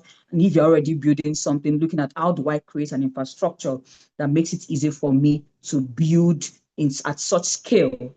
You know, do you understand? So really, there are quite a lot of things that you can do. Also, like Buki said, reach out to persons online and follow them. Funny thing, some persons you may not even need to even speak with them personally, but just follow them on their LinkedIn, do your research, and also go far back to when they started posting and, you know, study their story, study how they grew to where they are. Because some persons will not always share how they became significant, but some you would see before those would take those side of their story very seriously and would love to share.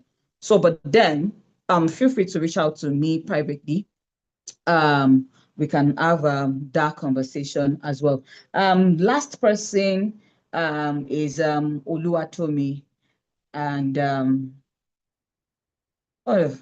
we can only take Oluwatomi because there's no time anymore. We are supposed to leave there by 1:35. So Oluwatomi, please, lastly, and then we can call it a day. Rhoda, Good I can see afternoon. you. Hi, good afternoon, ma. Good afternoon. Good afternoon, everyone. Thank you so much for this opportunity. I'm so grateful. I've learned a lot. Okay, straight to my question, please. I do have this problem when I speak with young minds, when especially for maybe graduating school and all that, like, okay, what do you do? What's the value you are giving? And they can't really pick out on anything kind of that they can say, okay, I can do, or this is what I can give out as value. They just finish school and some don't even know what they can give out as value. And I heard when was talking that sometimes just you're working over time and you can't really say this is what is my own, that's what I can give out. Like I'm known for it, this is me. Take me anywhere, it's me. That I don't know. I've been there before. I don't know how we can navigate this. How do we get to know who we are? How can we do that? Can say, okay, this is my value. This is what I can do. This is me. Whether I'm working with someone, I'm working for someone, or I'm working for myself, this is what I can give. You know, that I used to. It's always common. People find it very difficult to know what they can give. That whether they take them from their space or whatever. Yeah. So let me just quickly jump in because I have to log off now. For Tomi, when it comes to value creation, I think you ask a very honest question because a lot of people really don't know how to measure or identify the value that they bring to the table. So, but what you need to do is, like Jane said, what you need to ask yourself, what are you bringing to the table? Act like an owner of the business, because like they say, is the foam that rises to the top, those that are able to solve problems that drive revenue or efficiency within an organization. If you find yourself within that bracket, so define what is the revenue of the business. How is the business more efficient? Are you part and parcel of that taking place within the organization? Is it increasing the revenue of the business, or has it impacted the efficiency of the business? Because I think a lot of people misconstrue what value is. I think it was one of the posts I was looking at, a documentary about a TikTok influencer who had a lot of followers, and then she did a, what they call it, meet and greet. She did the meet and greet, and then I think they said 2 people came or something like that, and people were shocked because because the following that she had, they're expecting that a lot more people were going to come. Some people misconstrue value.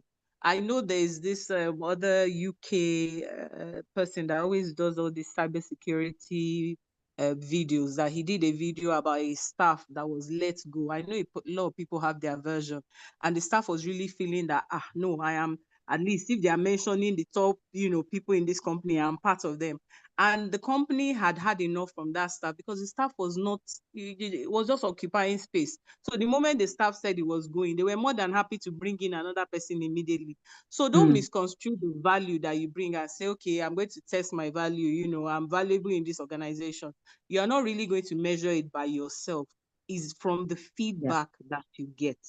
The feedback that you get is how you know that you are valuable. And of course, like we said today, the systems that you have built, the frameworks that you are part of, those are the things that inform your value within the organization. And you need to be able to take very good cognizance of that. Otherwise, again, you will just be misled. So ask yourself those very valuable questions. Take a pen, or if you are old, if you say you are not old school and you are new school, you can do tech and type it out and find out for yourself, okay, what am I bringing to the table? What is impacting the revenue of the business? What is impacting the efficiency of the business? And then you have the answer to yourself. Imagine somebody who is bringing in 12% of revenue of your business, and that person says they are walking away. Will you want that person to walk away? You will not. You will do what you can to keep that person within your organization. Those are the people that you say are valuable. And again, it's not just about business. It could be an association that you're part of, or, wherever it is that you find yourself in. What is that value? Ask yourself those questions, and I think you will then be able to, have a good answer. And if you find that it's not up to par yet, you can then begin to build value by doing all of the things that we have mentioned today, like positioning yourself with systems, framework, creating all these things within an organization that impacts the revenue and efficiency, and you find yourself, in a very, very good place. All right. Thank you so much. It's been great again. Thank you so much. And lastly, what I want to add is this. See, like Buki said, the best way to identify the value that you are contributing, especially through an organization's lens, is you need to stop looking at what you are doing, the activity, and start looking at what those activities are translating into as outcome. What problem are you solving? Of course, revenue is one of them, but beyond revenue, you also need to look at what outcome is what you are doing. Let's say whether it is an organization or it is a community or even for yourself. All those activities that you are doing, what do they translate into, right? Because when you're talking about value, it's not a feeling. It's measurable. It's tangible. It's the way that it is what an organization is willing to pay for when you are negotiating your salary and they want to hire you. Why? Because they believe that when they bring you on board, despite all of these skill sets that you have, you should be able to translate this skill set into tangible outcomes. Can you close quality leads? Can you form quality partnership?